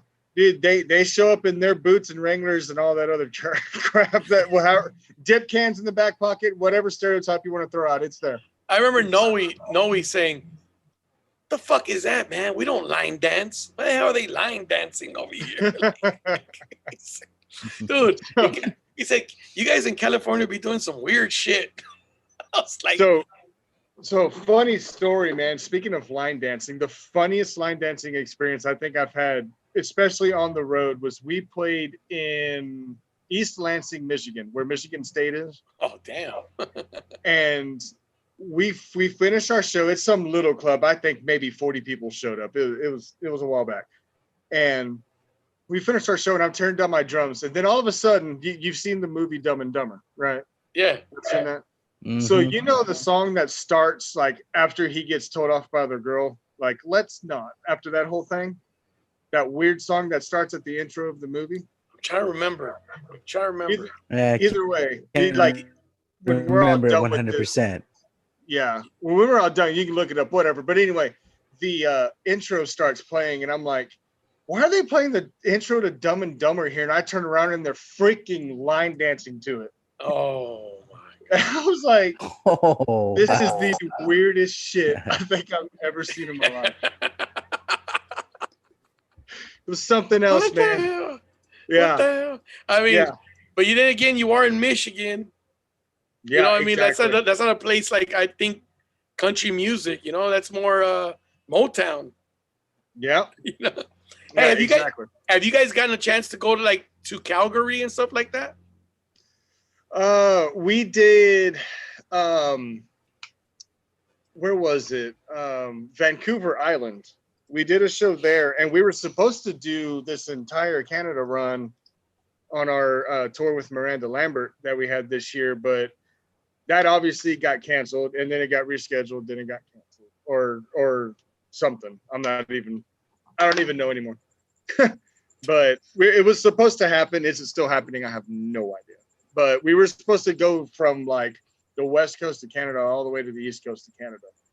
Oh shit. Yeah, and it hadn't happened yet. I'm hoping it does because that was a fun tour.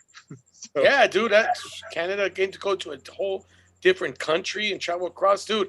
Hopefully you guys get to go to Brazil. I know country music and all that's big down there. That'd be pretty nice. They're apparently in it's either France or somewhere over there in that area of the world. I believe it's France. There's a festival. I don't know if it's still called this, but it used to be called Country Rendezvous. And they'll have just, bands from Texas, bands from the United States, go there, country bands and everything. And I'm not even sure if anyone real big played it, but there'd be 30, 40, 50,000 people at this festival. And they love country music over there, apparently. Yeah, because I think I've seen that the top bull riders, a lot of them are in Brazil.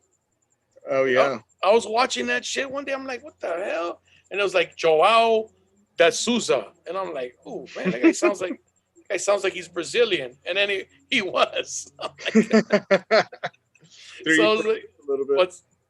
Have you seen that? Have you seen those bull riding? You ever watch bull riding?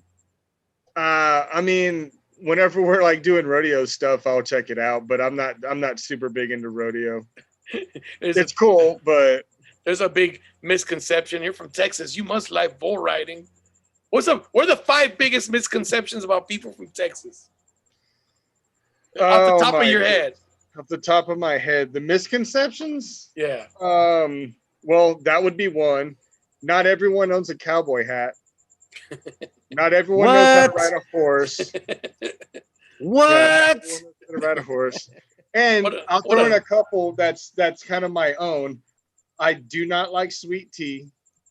And no, I don't necessarily think that Whataburger is the greatest thing on the planet. I love Whataburger. Yeah. Is it my favorite restaurant? It's up there. What's your favorite, man? Golly. See, that's kind of a toss-up too, man. Obviously, like I said, Whataburger's up there. I do like Burger King's burgers. I do like those. And a lot of Texans are going to be pissed, but I do like In-N-Out Burger. You have to like In-N-Out. How can you not like, dude? Let me tell you something. Look, I like In-N-Out. Mm-hmm. I had one yesterday with me and my son. I hadn't had one in a long time. I don't even remember the last time I had one. And when I had it, I was like, "This is the best fucking burger." I'm just having, I'm eating it. I'm just like, why am I eating this shit where I go other places? Why am I not? The reason I don't go to In-N-Out is because of the lines, bro. Yeah. I don't know about the places you've been, but in California, the lines get ridiculous for In-N-Out. And that's I'm like, Whataburger over here. but I love Whataburger. I like Whataburger too. I think Whataburger offers something a little different too. I like it. I think it's really good.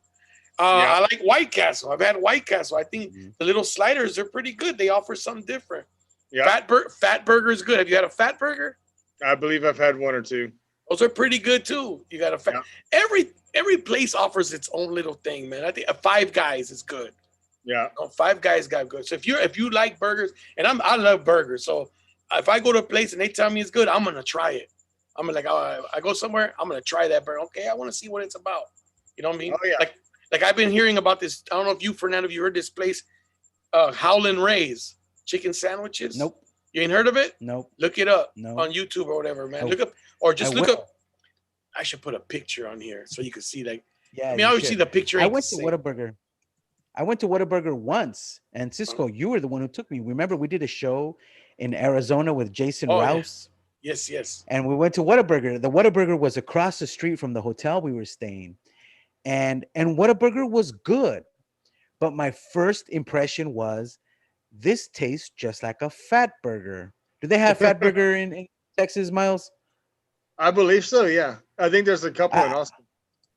Okay, maybe you would be, in a better position to make that determination than me, because So that's shit. a Howlin' Ray's. That's a Howlin' Ray's chicken Nashville hot chicken sandwich. Oh yeah, dude. Tell me that shit doesn't look hot chicken. Tell me that shit doesn't look good, bro. Tell me that shit does not look good. That's amazing. Hey, that does look pretty good.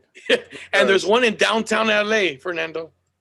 So no way. Howlin' Ray's. And the reason I seen it was because, okay, have you seen that black guy that's on the Burger King commercials? Big guy with the beard.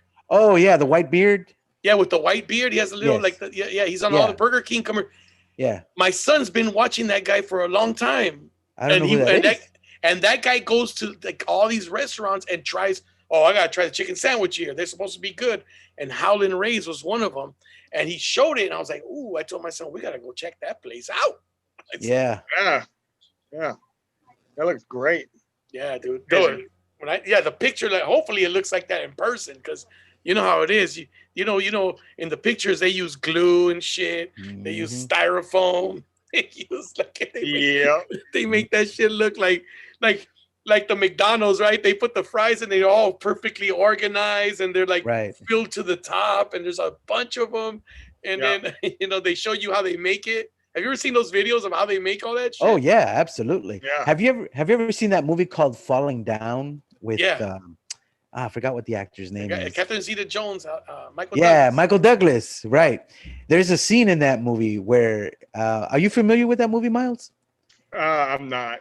So it's Michael Douglas, like Cisco was saying. And so it's this guy who works for NASA or some defense company. I think it's a defense company, not NASA. And he just loses his freaking mind. Road rage. He gets road rage. He gets road rage, but then it just turns into rage, right?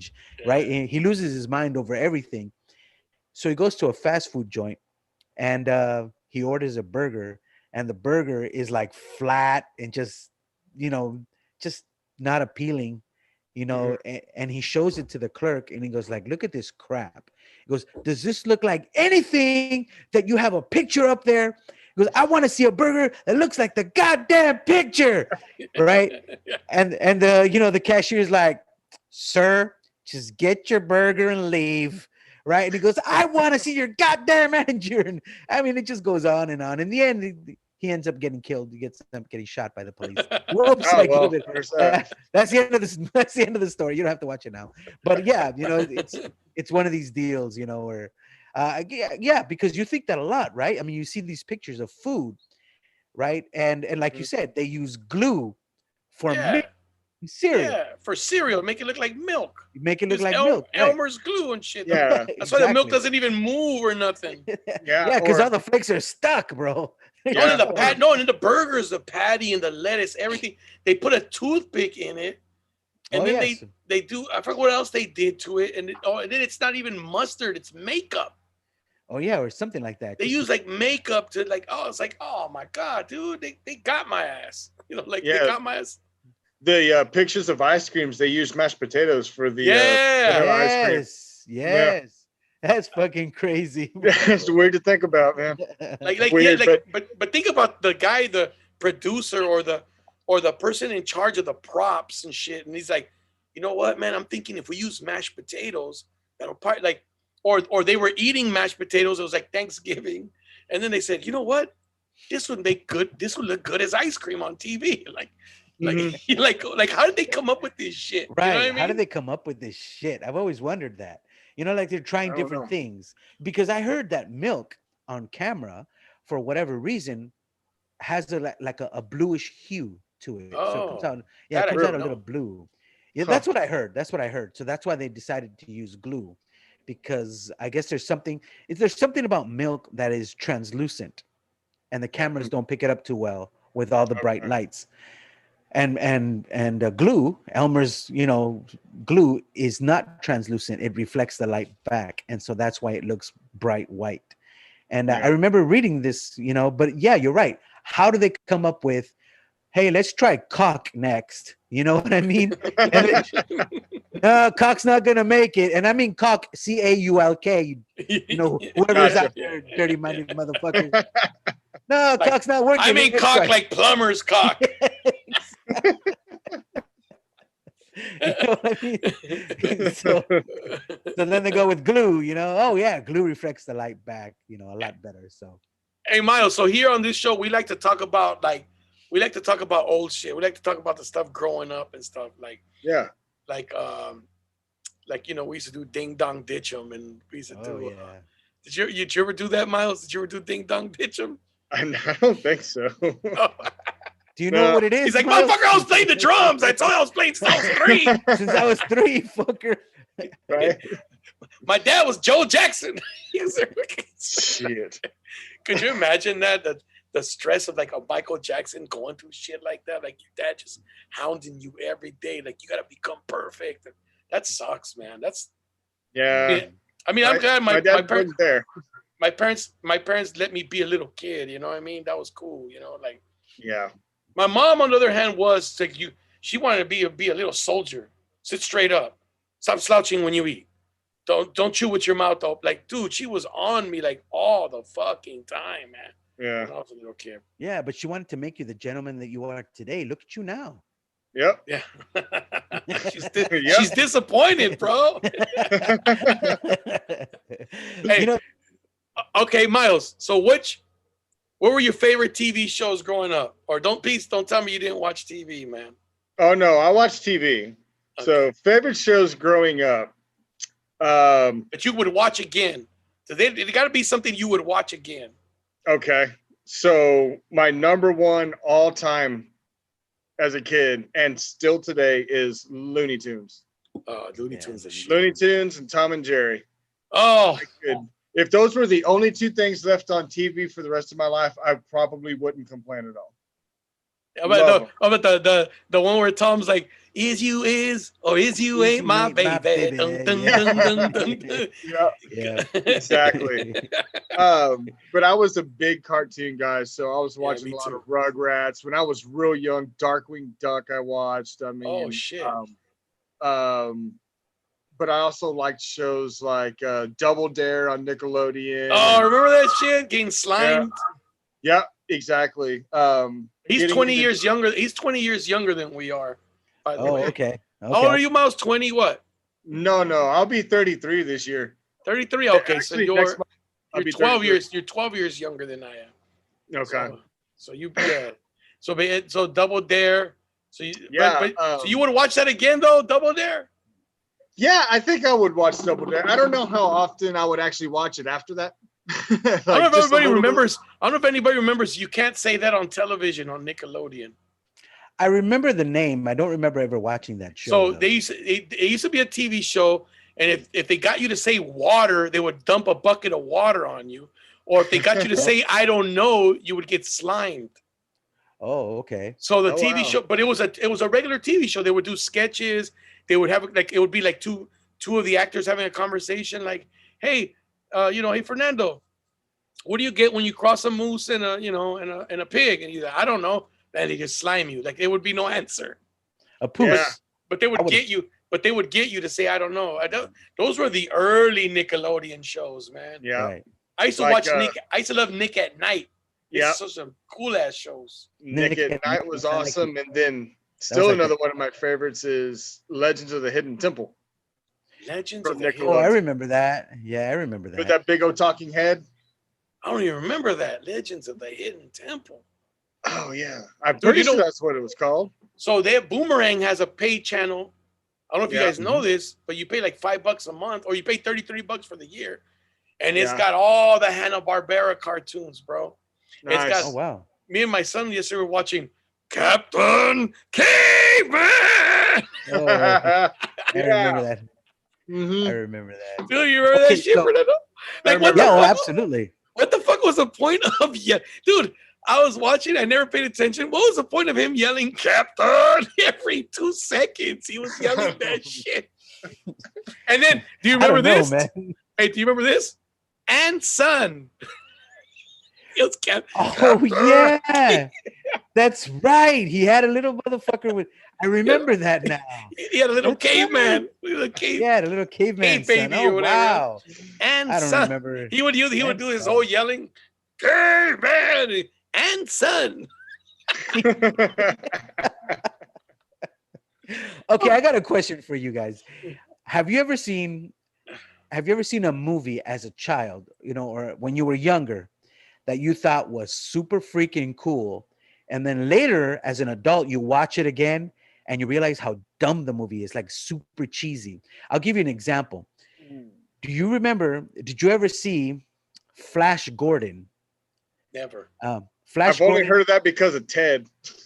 Yeah. Oh yeah, exactly. The movie Ted, the guy from Flash, he's in that movie Ted, right? Yeah. And I forgot what that actor's name is. But anyway, I saw that movie as a child and I thought, wow, this is the greatest fucking movie I've ever seen. And I only saw it like one time, a long time ago. One of the things that stood out to me was they had this laser gun that instead of shooting laser bolts like in Star Wars, like, just laser shots, they would come out in like little circles.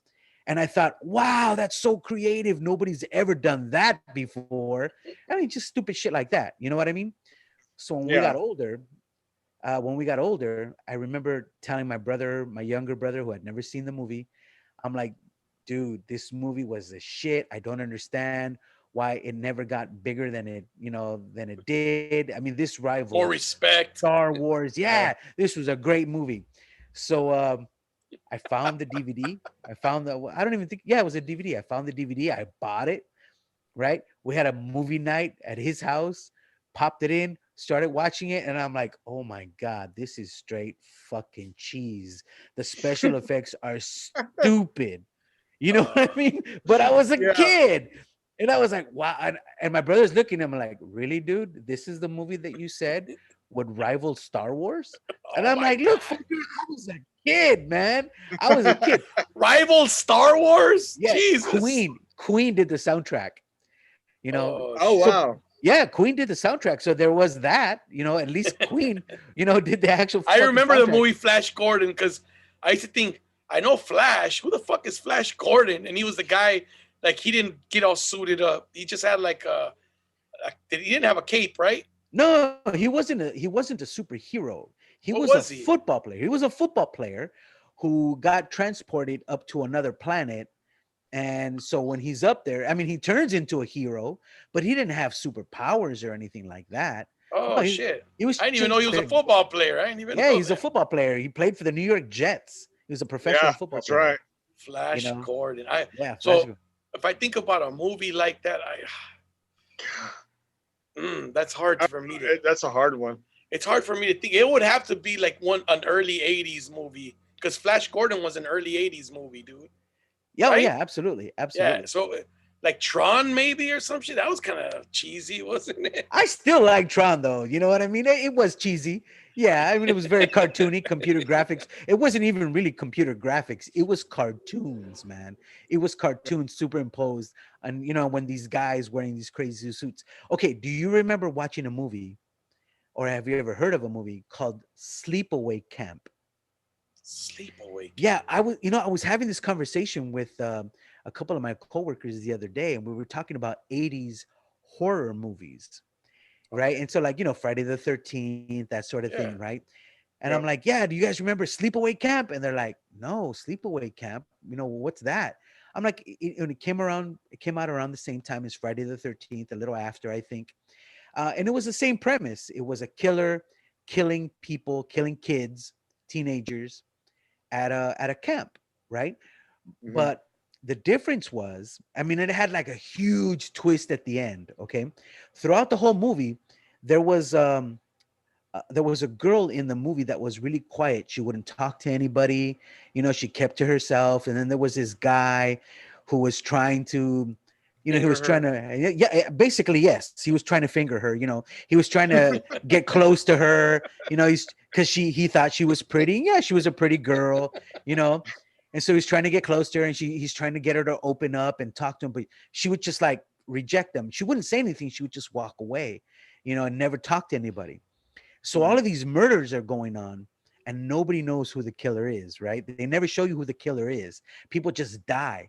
They'll just show like a knife coming at a person, and then like, they'll slit their throat, or they'll stab them through the eye, or some gruesome shit, right? Mm-hmm. And at the very end, this guy and this girl, or this guy follows the quiet girl. He follows her out into the forest, and he's like, I'm gonna get her to talk to me, right? And of course they're like, no, don't go out there. You don't, the killer's out there. You guys don't know what's out there. So he's like, but she can't stay out there alone. So of course he's like the hero, right? He's gonna go rescue this girl. So then they all go out looking for them because they don't come back. They all go looking for the boy and the girl, and they find the girl, right? And in her hand is the guy's head, right? So she cut off his head. So she's holding his head, right? And then the camera pans out a little more, because first they just show her face, right? And then the camera pans out and she's holding his head. And then, it pans out a little more and you realize she's naked, right? And they pan out a little more and she has a huge penis. It was a fucking transsexual the whole time, right? So she didn't talk because she didn't want them to know it was a dude. Because she was a dude, right? So she was yeah, and that's how the fucking movie ends. The movie just ends right there. And we're like, what the fuck? What I mean? But I mean, that was like a huge plot twist. Jesus, I mean? that would have scared me more. Like, what the fuck? Well, I mean, I think all of us, our fucking jaws dropped, right? Because you're like, what the fuck? Hey, she's got a dick, and then it ends. I just saw a movie the other day. It was pretty damn good. I don't know if you guys have seen it. It's on Netflix. It's with John C. Reilly, and he plays a vampire. The Vampire's Assistant, I want to say it's called. Heard about it. Haven't seen it. It's pretty cool, man. You got to check it out, dude. I don't want to give it away. I think I have seen it. You have seen it? I think I have. It's not, I don't think it's that old. I don't think it's that old. That was pretty good. So me growing up, myself, I'm a Looney Tunes, Tom and Jerry, that shit. Dude, my kids grew up on that shit. Like, my kids, like, I wouldn't put nothing else. I would put Looney Tunes and Tom and Jerry, because I was like, man, that's what I grew up on. Yeah. And if you look at them, there's a lot of shit that was for adults, man, because there was stuff as a kid you didn't understand. Oh yeah, absolutely. There's a lot of those things in those cartoons. I grew up off Tom and Jerry. I mean, I was a diehard Little Rascals fan when I was a little kid, man. I loved the Little Rascals. Saturday mornings. What was that dude that used to be like on Channel 5, Fernando? Used to draw Popeye. Oh, yeah, I forgot his name. You know what? Talking about that guy, that show was called the Family Film Festival. Well, that was after the Popeye. He used to do Popeye in the morning. Oh, no, you're right. That's right. And then he would do the Family Film Festival in the afternoon. That's right. I remember that guy. I forgot his name, but I used to watch that shit a lot. On that show, the Family Film Festival, that was the very first time I ever saw the original The Little Mermaid. You know that The Little Mermaid is not a Disney original. That is... I've never seen the original Little Mermaid. I only saw it one time, and I'm sure that you can find it. I'm sure a simple internet search. I think it's Danish. No, the original story is from well, Holland, he's a show, the Netherlands. yeah, because he's a show like Pippi Longstocking. Those are all like Swedish movies. Yeah, exactly. So I think it's something like that. So they just dubbed it into English. But dude, the original Little Mermaid. First of all, there's nudity. She had a cock, man. No, she didn't. She didn't. Right? She did. She was a fish, bro. She was a fish. She didn't have a cock. You know what I mean? So I think you're gonna come out and kill him for No. But for a cartoon, especially for the Family Film Festival, they showed cartoon nudity. She did not have a bra on. She was topless. Oh, wow. And it was still a cartoon, but there was cartoon boobs, on TV. And you're like, wow, as a kid, I was like, wow, they're showing boobs on TV. Yeah. The major difference is the witch. I think it's Ursula in the Disney movie, right? Yeah. The witch in the original movie really doesn't play a huge part in this at all. The witch only gives her the power to become human. And in the end, she's like, well, once you become human, it's irreversible. You cannot come back to be a mermaid, right? But there's a stipulation. You have to get the prince to kiss you within 3 days. Okay. And if he doesn't kiss you within 3 days, you will die. You will turn into sea foam. So, and of course, she takes her voice away, so she can't talk, just like the cartoon, right? And in the original one, the prince, I think his name was Eric, right? When he was a kid, he fell off a boat and he was drowning, right? And somebody saved him, and then as she waited on the beach, she took him over to the beach. As she waited for him to get, to wake up or get better, she was singing to him, but he couldn't see who was singing to him. And so he vowed, whenever I find this woman, I'm going to marry her, right? So then he meets Ariel, but she can't talk. And I don't even think her name's Ariel, to be honest with you. I can't remember what the Little Mermaid's name is, right? She can't talk, and he falls in love with her, right? But he hasn't kissed her yet, but he falls in love with her, and he's thinking, I'm going to marry this girl who can't talk, right? Then he hears he sees a girl walking down the beach, and she's singing, and he recognizes the voice. He's like, that's the girl who saved my life. So he runs over there, and it turns out she's the princess from the neighboring kingdom, and they were going to betroth those two anyway. So he's like, I'm going to marry you, right? So now the Little Mermaid is heartbroken, and she's not going to get her kiss because, the prince is going to marry this princess from the other side. So all of her sisters, the mermaid sisters, they go to the witch and they tell her, please tell us how we can bring her back. I mean, I know you said it's irreversible, but there's got to be something we can do. And so she said, all of the mermaids, shave off your hair and give me your hair. And out of the hair, she makes a dagger, and it's a magical dagger. And so what the Little Mermaid has to do is stab Eric through the heart and have his blood spill on her feet. God damn. And her feet will turn into a tail again, and she can jump back into the ocean and become a mermaid again. What the fuck? Right? Wow. And so the prince marries the girl, right? And they're off on their honeymoon ship, and Ariel's on the ship with them, and if this is the third day, when the sun rises, if she doesn't kill him by then, she turns to sea foam, right? Yeah. So she goes into their bedroom, it's in the morning, but the sun hasn't come up yet. And, she's holding the dagger over him, and she's about to, plunge the dagger right through his heart. And she can't, because she falls in love with him. She's in love with him. So she can't kill him. So she just drops the dagger and she runs out to the edge of the boat. And then you see the sun come up, and then she just disappeared. She just dissolves. She turns into sea foam. She fucking dies, bro. She fucking dies. Sad fucking movie. Why are you telling me this whole story, man? Well, that's the real story of the Little Mermaid. So, FYI, the Disney version is. They're gonna say, have you seen the porn version of the Little Mermaid? Yes, I have. She gets on her knees while he's sleeping there and just says, fuck it, threesome, bitch. No, it's the most amazing thing. In the porn version of Little Mermaid, she can't talk because she has something in her mouth. And she's like, I'm not going back. Yeah. I ain't going out like that. Oh, hey, look. Right? Hey, listen, I just want to break in with something. I just got a flash notification on my phone that says breaking news. President Trump tweets that he and First Lady Melania Trump have tested positive for COVID-19. Hey, I just got that too. Yeah, that just came through. Oh shit! Wow. Get that. Wow. How about that? Because somebody in their camp just tested for positive, or died from it, right? I don't know. No, she just tested positive Today, right? Somebody tested positive. So now he tested positive. Damn. Yep. Yeah. Imagine if something had happened to that dude.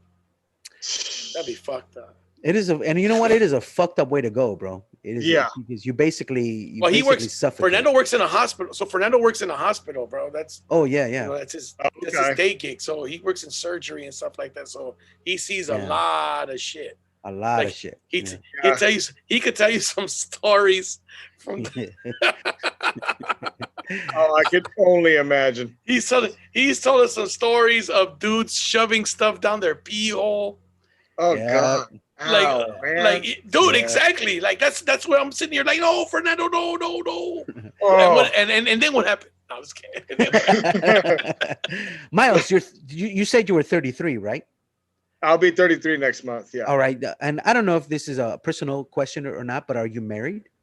I am. Okay. So most of the guys that come in with either something, usually it's something up their rectum. You know what I mean? Mm-hmm. But every now and then it's something down their pee hole, right? But usually the guys who come in with something shoved up their butt are married men in their 40s. So you, my friend, have 7 years before you get the urge to shove something up your ass. Wait a minute, I'm in my 40s and I'm married. I haven't shoved anything up my butt. Well, look, I'm in my 40s too. And I haven't even had an urge to shove anything up my butt. Dude, I never even sat and thought. I never even pondered shoving anything up my butt. You're thinking about it now? No, I'm not. Yes, you are. No, I'm not, dude. You're thinking about shoving a cucumber up your ass. Think about it right now. Oh, God. Well, I appreciate the warning. Now I can keep that in my head. And hopefully I'll prevent myself from actually doing something. Hey, Miles, there's some stories this guy tells of dudes shoving avocados. Oh, yeah. Man. Avocados, like big avocado, not the little Haas, but a big avocado in a trash bag. And then leaving so they could pull it out, and then it gets stuck in there, and they have to open them up to take it out. Like they have to open their stomachs, right? The avocado, we didn't have to open them up. We got that one out. Oh yeah, you told me. Yeah, we got that one out. An old school instrument. Yes, exactly. But there have been other things. There have been like carrots. We have to open them up to get carrots out. You know, flashlight. You know, that sort of deal. One time we had this Chinese doctor who flashlight. Neon light. We had this Chinese doctor who has a very heavy Chinese accent. And so it's late at night. We get the call, you know, hey, there's a guy with a foreign body. Well, they don't say a guy. They just say a foreign body extraction. And we've talked about this with Cisco. Whenever you get the call and they tell you it's a foreign body extraction, the first thing you look at is the patient's age. If the patient is 3 years old, it's going to be a penny in the throat or a bean in his ear or something like that. Okay. Yeah, I have a 2-year-old son that runs around, so right, exactly. I kind of get it. Exactly. You get that, right? But if it's a man in his 40s, it's something up his ass. That's just those are the only two things, man. It's a kid with something in his ear or his nose, or it's a dude with something up his ass, right? So we get the call, foreign body extraction. You look at the patient's age. Yeah, he's like 42, and you're like, yeah, it's something up his ass, right? So we bring the patient in, we put him on the table, you know, put him to sleep, put him on the table, put his legs up, you know, on stirrups, right? And the surgeon reaches into the guy's butthole, right? And he touches it, and he goes, oh, I got it. And we're like, okay, cool. And he goes, something's wrong. something's wrong. It's moving. And so when he said it's moving, I thought to myself, oh shit, it's moving up. If it moves up and he can't reach it, we have to cut him open, right? But if he can pull it out through his butt, that's awesome, right? He goes, it's moving, it's moving. He goes, but I got it, I got it. And goes, okay, here it comes. And he pulls it out, and it's a vibrator, and the vibrator was still on. So when he said it's moving, that's what he felt. It was like, it's still fucking moving.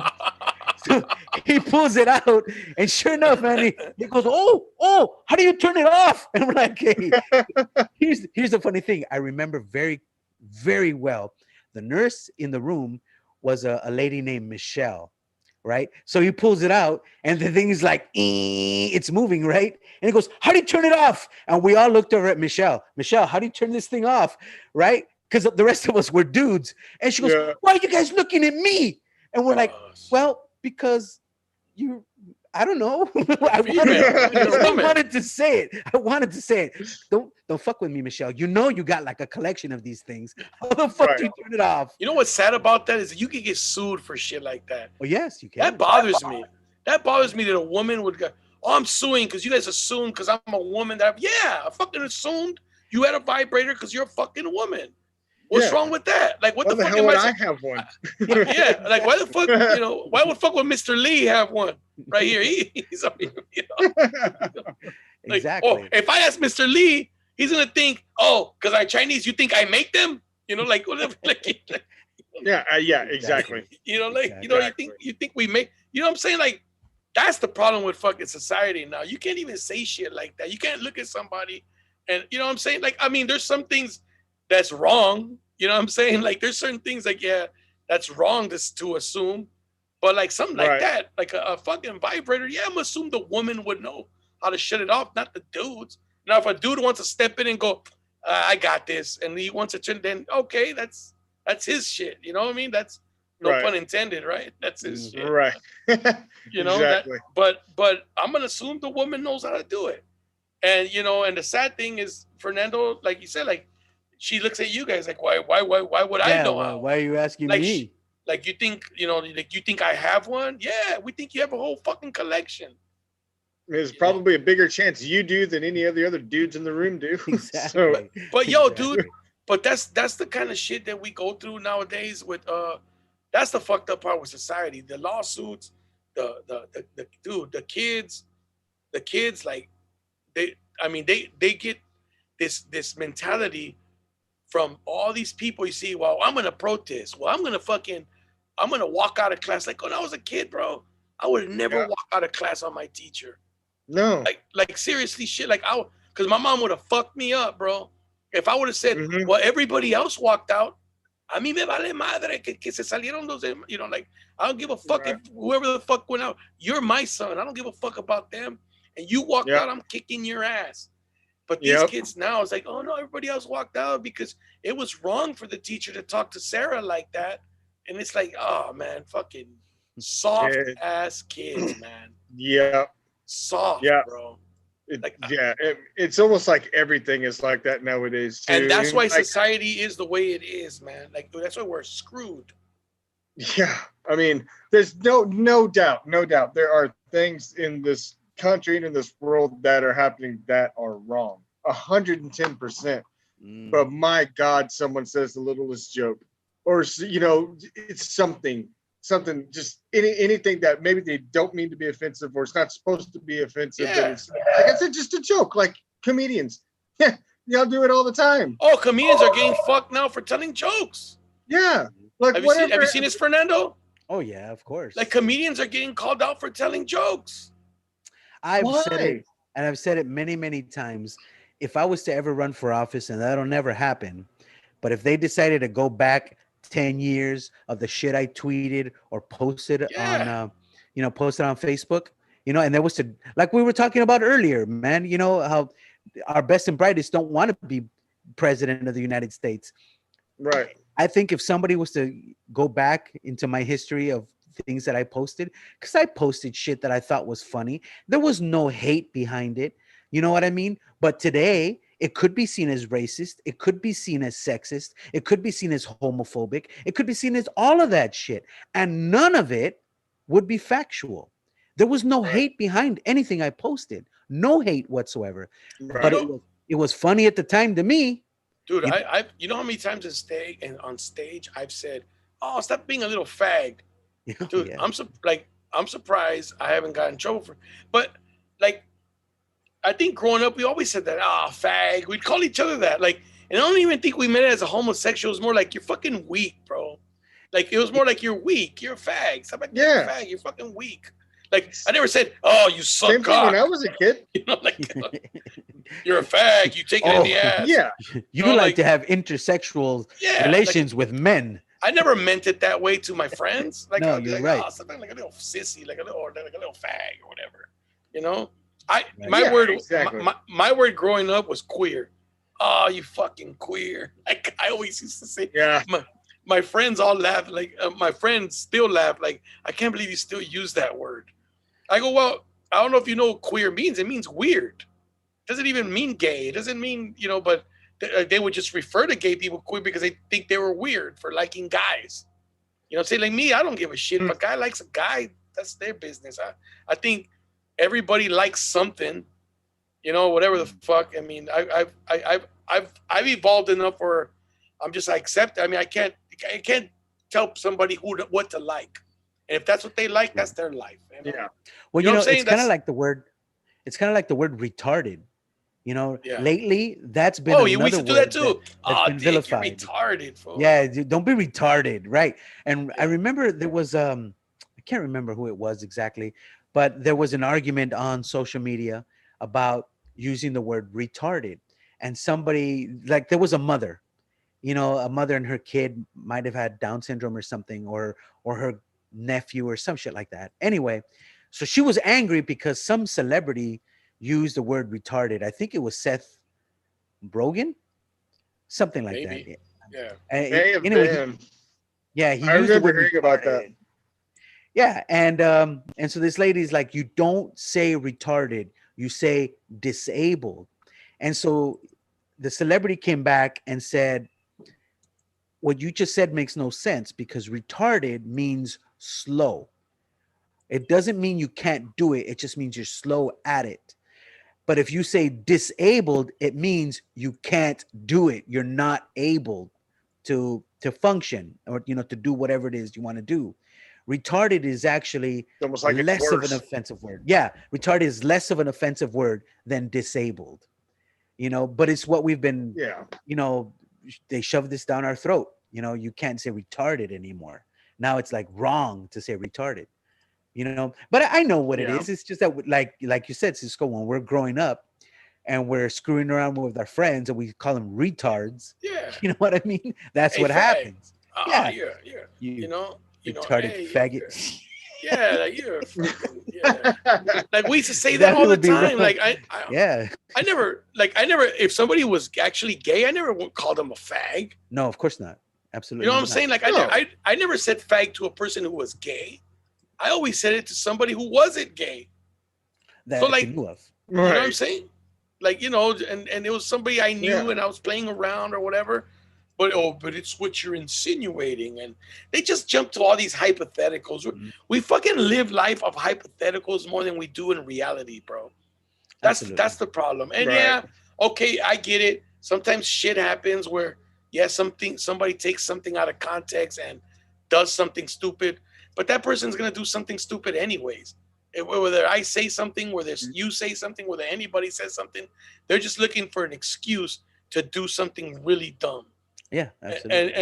And it just so happens that they used you as that excuse. But that's what I mean. Like, me, dude, I'm not going to stop saying what I want to say or being who I want to be. Look, man, I've said shit that I could probably get in trouble for whatever. And I've said shit about a lot of different people. And I don't shy away from what I said, but I've never said anything maliciously about anybody for being another race, for being taller, for being shorter, for being sick, for having a mental condition, for having a sexual preference. Mm-hmm. Never, man. I don't wish malicious shit on people. I don't wish bad things on people, no matter what. Even if they've done me dirty, I still don't fucking, you know what I mean? But as a joke, I'll say something that I'll say something that people are thinking, and that's the part that gets people, because they're thinking it. I say things people think, but they're afraid to say it. Yeah. Like, I'll say it. I don't care. Like, you're thinking this shit. And the only reason why you're offended by it is because you have the same thoughts and you're fucking ashamed. I'm not ashamed because I'm not pushing, like, I'm not trying to push an agenda. I don't have an agenda to push. I'm not trying to fucking be a politician. I'm not trying to be nothing. There's nothing I'm just expressing myself. I'm trying to be funny. As comedians, we shouldn't apologize for shit we say, man. Never. Because once you apologize, then you're saying that you really said it with the intent to hurt somebody. Yeah. It's like if you write a song, you shouldn't be afraid of the lyrics or whatever. But right. I mean, when the problem is when there's big money involved, man, people are just like, nah, man, I can't do it. I can't say it. I can't, whatever. It's like, whatever, man. I get it. But you either stand up for one thing or you stand up for the other. You can't stand up for both. And that's a reality. You know what I'm saying? Yeah. But I would never I would never do anything to screw somebody else over or whatever. You know what I'm saying? Like, and there's people who would. There are bad people. I'm not saying there's not, but shit, we know bad people everywhere, Miles. Shit, even in Poth. Yep. Both. No, it's pronounced Poth. No, it's Poth. So wait, Poth. So Poth is okay. So give me exact. Poth is between San Antonio and what? And Austin? Waco. No, it'd probably be more Corpus. So between Corpus and San Antonio? Yeah, it's only about 30 minutes. It's kind of southeast of San Antonio. So Corpus is still kind of down a ways. Yeah. It's closer to San Antonio, but if being from where you are and how much you know about Texas, that's about the best way I could put it. Between San Antonio and Corpus. Yeah, no, because I drove, like I said, we went all the way I-35 all the way down to Corpus. So would I pass through Poth if I go down I-35? No, you would have passed an exit saying Poth is that way. Oh, okay. Or that way, whatever. Yeah, dude. Oh, man. Hey, thank you for coming on today, man.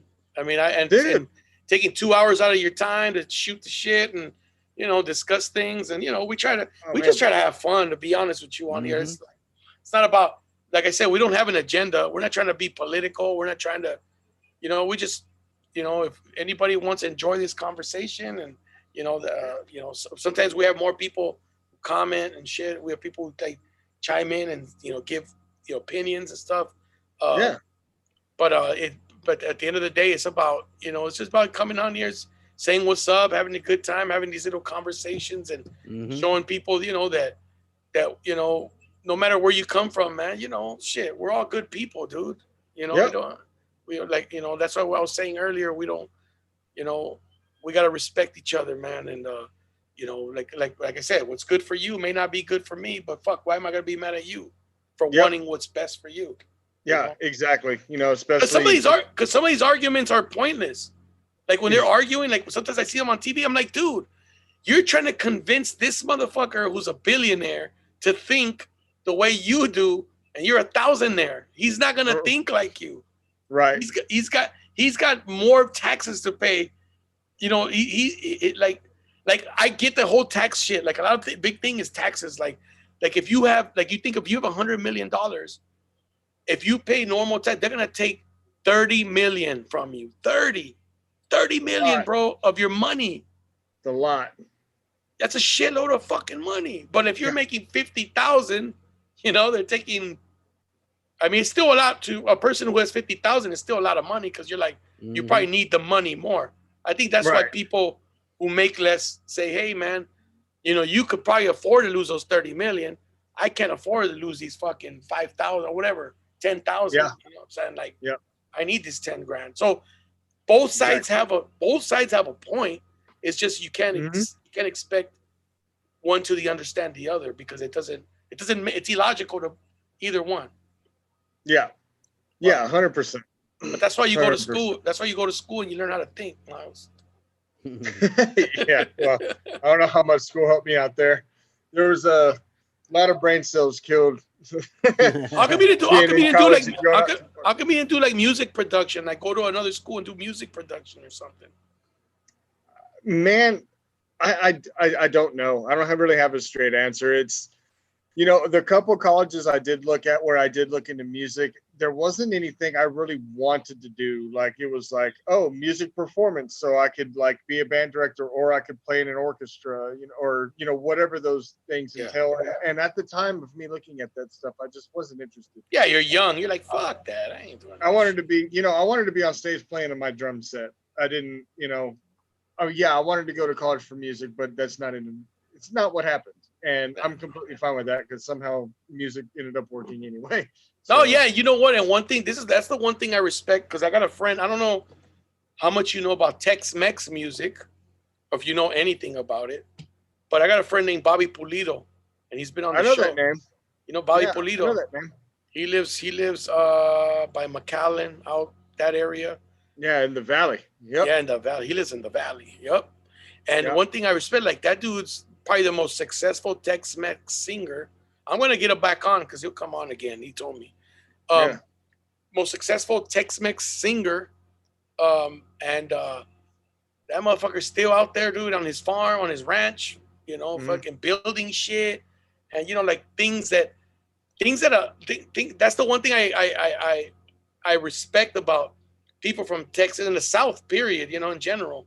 Like people, they still work their land or work other shit. And even though they're artists, like, you know, like I've heard like George Strait has his ranches and shit. And, you know, dude, George Strait sang fucking El Rey, dude, in Spanish. He said, sigo siendo el rey. He sang a country version. That shit was crazy. That's awesome. But like, you know, I guess he talked about once about how he learned these songs because his farmhands were all Mexican dudes, and they would, like, you know, have bonfires, and he would hear them sing these songs, and he's like, I want to sing that song and shit like that. And that's why, you know, he had like a little, you know, he had a little connection to the Mexican community, and he wanted to do that for like a long time. Yeah, and he's actually from where George Strait was born, and I don't know about grew up, but at least where he was born was maybe an hour from where I was born. Okay. So like kind of from the same area south of San Antonio. So you know, there's a lot of Hispanic people there. There's a lot of that heritage there and everything. So like me personally, I love, you know, Mexican food. I love Tejano music. I can understand, like, if someone's talking shit in Spanish, I can probably tell you, hey, look, I know what you're saying. Stop. I get it. I may be white, but I got you. Like, I can understand the gist of it. So you know. Well, yeah, because you're from the South Texas. That's a big. You guys are mixed there. It's all mixed up. Yeah. You know, you still have your Mexican communities and all that, but for the most part, it's all But so Bobby Pulido, he's a good friend of mine. He's a musician, one of the most successful Tex-Mex Tejano guys, man, if not the most successful. That's awesome. Really.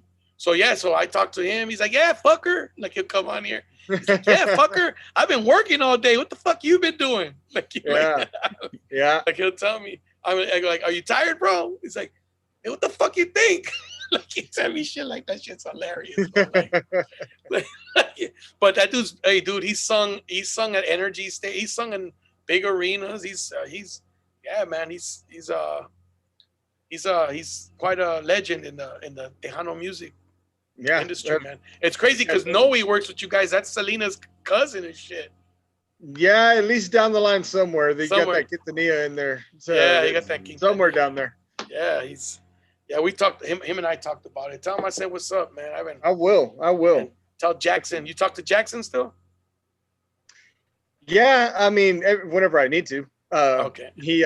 I know he was on family vacation and stuff. So this last outing we had, those couple shows, he wasn't there. Okay. But yeah, you know, usually whenever there's a show where there's something that we need to know, you know, we'll get the text and all that. Outside of that, everyone's pretty much just kind of been on their own, you know, just trying to stay busy and get through this hellhole of the 2020 that we're in. So, all right, guys. Well, thank you guys, man. And thank everybody who watched this. See you guys next time, man. All right.